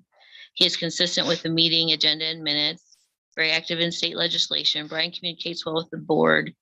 Brian does an excellent job of staying up to date with what is going on in the legislature and advocates for rural schools that will benefit them most. Brian provides weekly updates. Brian does a good job of ensuring committees meet regularly. Some areas of growth. Communication continues to be an area Brian needs to work on with the board. Too often, we hear things in the public before it's brought to our attention by him. He reports to the board about his duties weekly, but I would rather see a detailed explanation of a few things he is working on rather than just listing what he has done. Improve the collaborative part of state legislative involvement. Continue to develop performance goals. Have a schedule of committee meetings for the year. Brian, do you have a comment on any of those? Or anybody else have a comment? I would just say in general that I know that communication is always an area for improvement. And I say it a lot. I know Derek would probably say, I say it to him a lot, is we can never communicate too much. And yet I know that's why it's one of those areas where you constantly have to improve, because there's so much information that comes across your desk, and then trying to filter out what you do with what information. It is challenging, and you get to that point where you don't want to overshare information, either for confidentiality or for just it's not important. So it's an area of constant improvement, and I'm open to critique and criticism. And I don't care if I was wrong. I'm going to be wrong a lot, just like we all are, but I do want, and I would say that about the evaluation in general, is it doesn't bother me to, well, it does, because I'm human, but I try to maintain the attitude that there are a lot of areas for growth. And if any point you think that you have done a good enough job, then you've stopped improving. And I know I've got a lot of growth, a lot of room for growth in a lot of areas. And the one other thing I would say too is it's not really reflected in here is I don't know if I've said it quite this bluntly, but I'm trying to focus more of my energies on which is really not reflected in the evaluation, but focus more of my energies on the elementary principal job. It's admittedly an area that was not, I think I've shared with the board that according to my contract, it's supposed to be 30% of my job. Well, job can't be done well if only 30% of my time is spent on it. And so I recognize that now. I didn't recognize it maybe before. And as a result, I'm dedicating more of my time towards that. And I'd like to think it's going better. I'd like to think that things are, the teachers in this building are feeling more supported. But it doesn't have to do as much with my superintendent responsibility as my elementary principal responsibility. So since that is not, reflected in here, and it's not really something I'm evaluated on, I wanted to draw attention to it because it has been something I've tried to focus on, because even though some of those things might seem like smaller things, those are the things that need attention right now. And so that is a way I've kind of refocused my energies. And that's always been a concern of mine before Mr. Rottinghouse. However, we had the principalship with the superintendent. It was a very difficult thing to feel like you were evaluating both jobs equally or according to the percentage. So I don't know if anybody has ideas on that and how to, because Brian gets no evaluation from anybody on the principalship. So I don't know what other places do that they share a principal and superintendent, how that's handled. But I did have a question on the comment about have a schedule of committee meetings for the year. That's what I was going to write down, actually. If anybody would want to discuss that, like what you had in mind, I think for policy that would work great. But on other things, is it time off work? Is it just knowing a schedule? Can you give Brian some feedback on what you'd like to see happen there?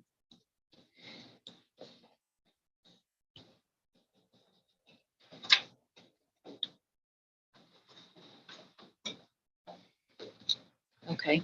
Yeah, I would appreciate if you would, whomever made that comment, if they could just discuss with myself or with Brian, sort of what you had in mind. Sometimes it works and sometimes it wouldn't. Policy would be great for that. Then any additional comments? I believe Mr. Ridinghouse is demonstrating his desire to improve in all areas of his position as superintendent principal at Pawnee City School. He has my continued support. Any other comments before we move on? I have one. Okay. I don't know if this is a possibility or if there's some reason that we do the evaluations at the time that we do them, but we discussed at the negotiations committee meeting that it is very hard to discuss renewing a contract when the evaluation tool is not back. So I would like to suggest that we try and do our evaluations earlier, or we push back our contract renewal so that we have time to go over these. And I mean, we basically met and then the tool came out, and then with schedules, we just were not able to meet again. So it just makes it really difficult to be on that committee and be rushed without this information. In partly in response to that, up until this year, the last few years, we have evaluated in November at the November meeting and then acted in December as the timeline did. And if you would talk to some of our advisors from the School Boards Association, they would tell you that they recommend you actually do a twice a year evaluation, once probably in June, and then again this time of year, the November or December. And the December contract date is kind of it's kind of like renewal, the April date for teacher contract. You know, you have, if you don't take that action, then it's kind of automatically rolled over without action. I actually emailed Brian in regards to the renewal because it's very confusing to me why we do it so far in advance from when his contract's really up. And I kind of felt like all of us on the negotiations committee really didn't understand the contract renewal and why it was the way it is. So if somebody could explain that to us, that would be great. Do you want me to share what my response was? I mean, I don't know it verbatim, but all I know is I was following the language that was in the contract. That was the language that was in the contract when it was offered to me when I first accepted this job in the summer of 2016. And it did trigger, I can't, I was on the school board at that time, but I removed myself from all the meetings and all the discussions. So I don't know what was discussed on the school board.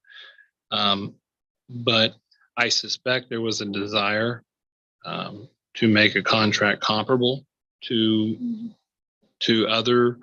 what other districts. So I did look into it. I had never before, just to see. And that's seemed to me, I mean, I don't want to, I want to talk in general terms, and I don't want to, if you had a different opinion based on what I shared with you, please say. But it kind of seemed to me as that was more common than it wasn't.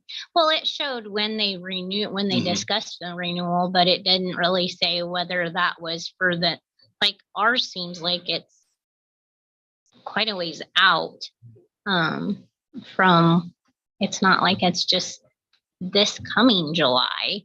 It's actually, if you read the contract, and that was another question I had, was it says that it begins on July 1st of, well, that's this one. It begins on July 1st of 2022 and ends of June 30th of 2024. But then my other question is that our new contract says it begins on July 1st of 2023 and ends on June 30th of 2025. Well, that's confusing to me because that's overlapping. Why is it renewing July of 2023 when the other one says it doesn't expire until June 30th of 2024? So to me, that's confusing. Are we renewing it for 1 year? Are we renewing it for 2 years? Is it not? It's just, I just don't feel like it's a clear cut this is really when it renews and doesn't. Well, Because if it doesn't renew until 2024, that's quite a ways out. so my understanding is it's a 2-year contract. And then if it renews, then that new one would go into effect on on July 1st, and the old one would then no longer be in effect. So why doesn't, if it's a 2-year contract though, then why doesn't it renew starting July 2024 instead of July of 2023? That's what I'm saying. To me, if we're renewing a 2-year contract, it should pick up where that 2-year contract, that first 2-year contract took up, expires at. But it is possible too. I mean, I know there's some schools, I didn't see any in this area, but there's some schools that do there's just the initial contract and then they do the. So are we addendum. renewing it every year? Is that That's what you're the saying? practice has been for as long as I've been involved as a board member and then as a superintendent. So for about the last 9 years.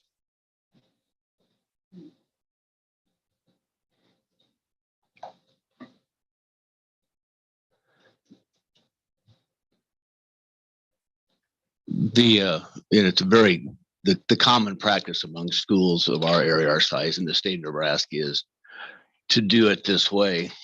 And I believe that's because that's been the Nebraska School Board Association, the people, it's been a kind of dictated, they've not dictated, that's a bad word, suggested. I know when the superintendent searches, we had those people, those committees always told you that you want to do this because it's good for both sides of the situation to have a continuing 2-year contract. Now we're getting off of the superintendent evaluation into the next agenda item, but I was gonna ask that question in the next one. It's kind of tied together. But we also we have very much have the right to not roll it over. I don't know that any of us on the negotiation committee really knew what, unless I misunderstood you guys. I just felt like when we had our discussions, nobody really understood what the contract cycle was and why it was the way it was. So essentially what we're doing is getting rid of one contract and adding not necessarily renewing, we're just a new contract. It's always a 2-year cycle. Yeah, you could do it either way. You could just leave the original one in effect and it would automatically renew. And if there's any changes that wanted to be made, it's the same way with teacher contracts. So for example, the attorneys advise us on teacher contracts. You can do one of two things because it has, especially when teachers earn their permanent or tenured status. But the expectation of continuation is still in effect for non-tenured teachers is that at that date, it carries forward. So you can issue a new contract every year. You can do a notice that their employment is being continued, or you can do nothing and it will automatically carry forward. There are some districts that on the day that it carries forward, it automatically renews. So you could have someone who was hired in the 1970s and never have an updated contract and it would still be in effect. So to me, it's that same concept. And again, like I shared the contracts from at least the other superintendents in the districts that are in the same districts that are compared to with the Teachers Association. It seemed to me anyway that they all followed the same practice.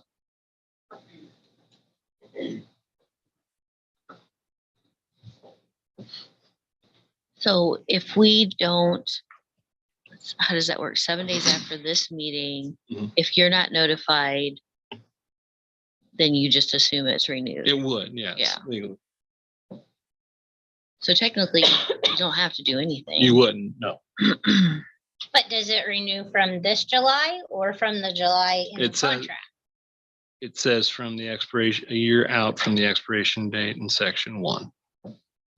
So it would, So it would renew from 2024 instead of 2023. that's my understanding, yes. But we would look at it again in 2020. I know it's just, it doesn't really make sense to me.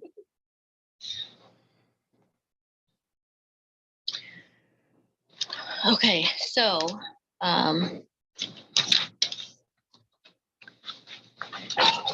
let's see, is there a motion to approve the superintendent's evaluation as presented? I'll make that motion.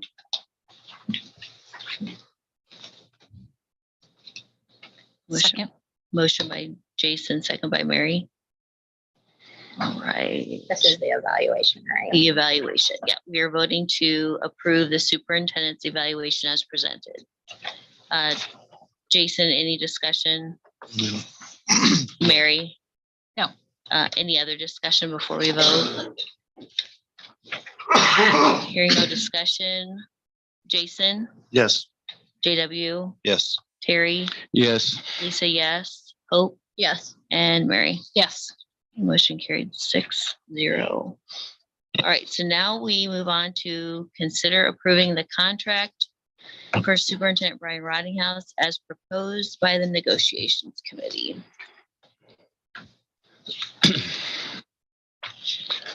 Lisa, so we have an item on the table. I will make that motion to approve that superintendent's contract as proposed by the negotiations committee. As I understand, that basically is what we've been talking about, and you'll have to correct me, rolling over one more year of the contract. So you're going the next 2 years. And that this, for next year, the contract salary, nothing else really changes, right? For the next year, the salary remains the same, all the other benefits, et cetera, everything else is. That's how I understand it. Is there a second? I'll second it. Okay. Motion by Terry, second by Jason.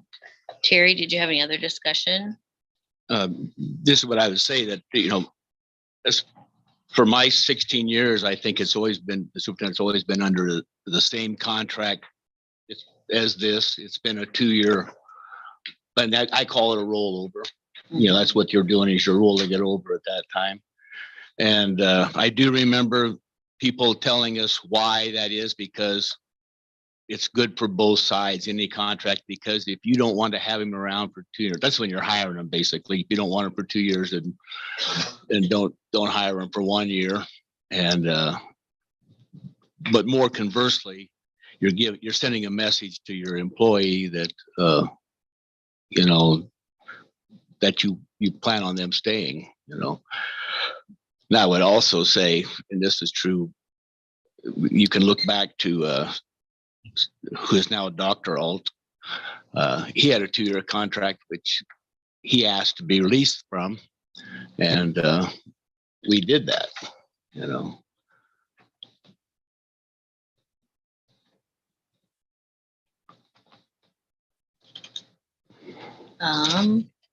Jason, did you second that? I did, but I don't have anything to add. Is there any other discussion?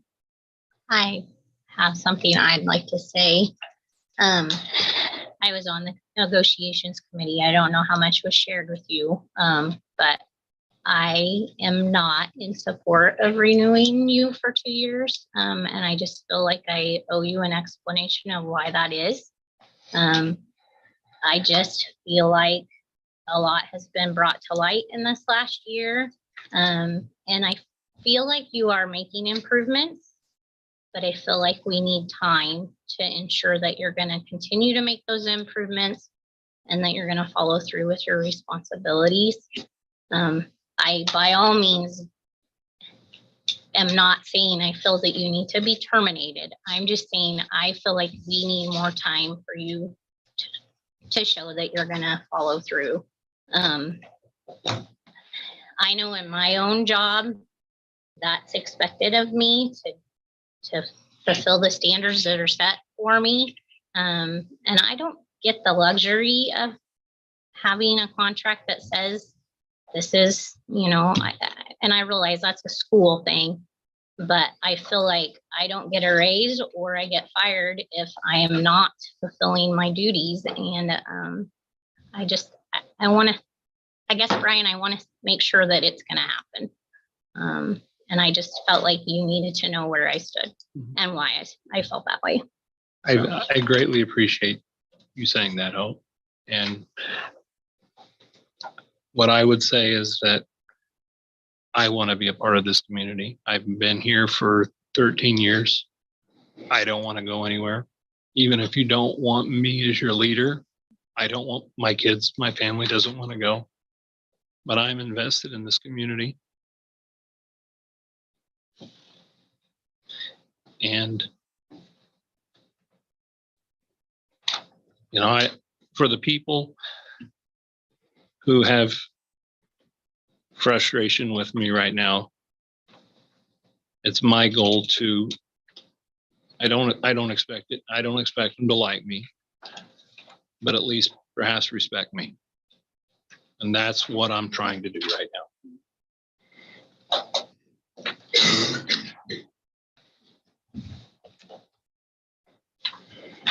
Any other discussion?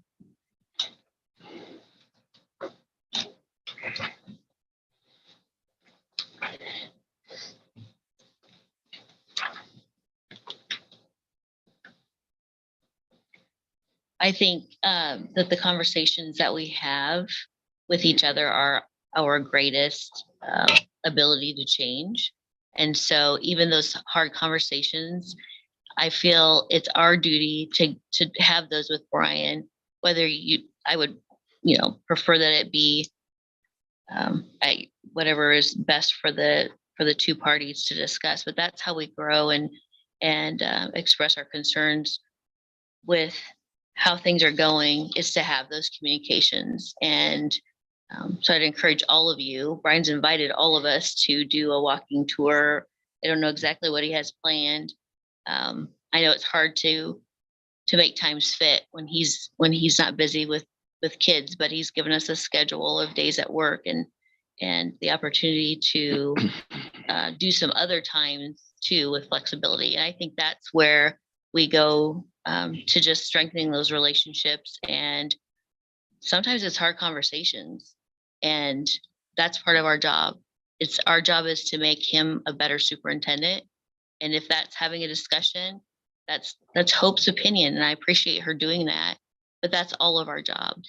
And it's all of our jobs to direct the people in this district to the right, up the chain of command the right way.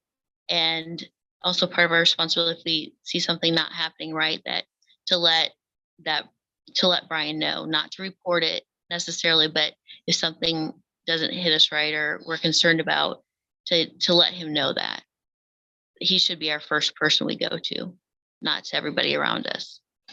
So I feel like if we demonstrate that as a board, then it will just continue to make our school stronger and our relationship stronger. Does anybody else have any comments?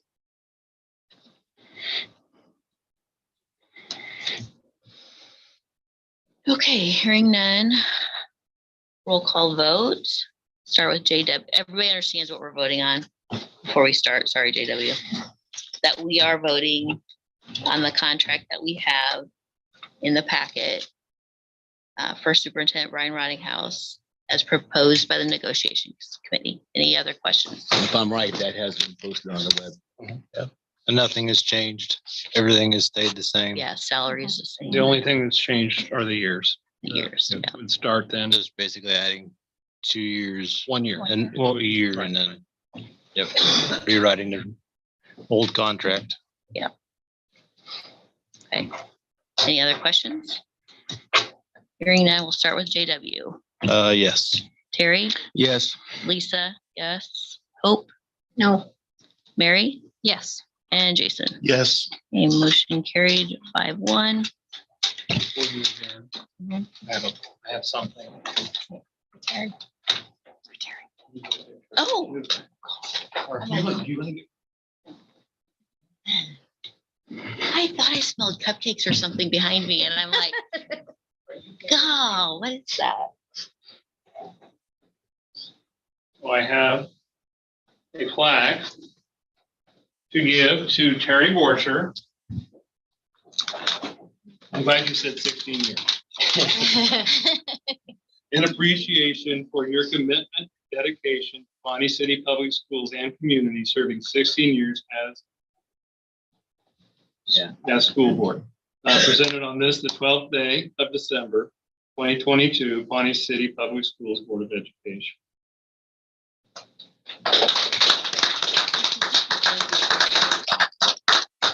And there are cupcakes. So please, Aaron, made these for us. Smell So really please, good. they're sitting over here. I'll just leave them there. Please help yourself. before you leave. Looks pretty. Okay, well, we have to adjourn, don't we? I'll make a motion to adjourn. Oh, sorry, Terry, wait.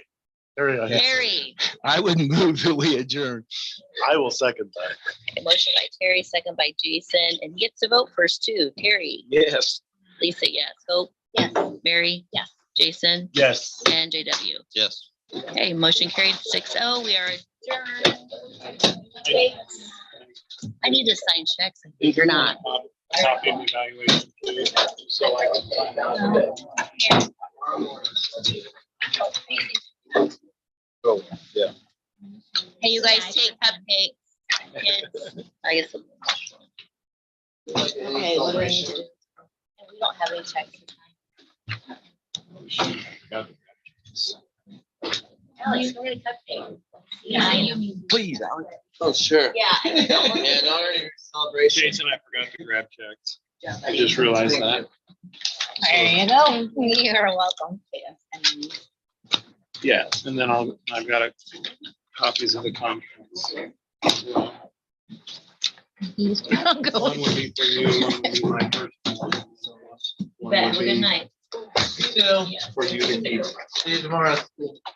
Bye. Bye. Alex just went and got one. You're not done. Yes. Alex just- When did you start? But she doesn't have a whole bunch of makeup on and boys hair on.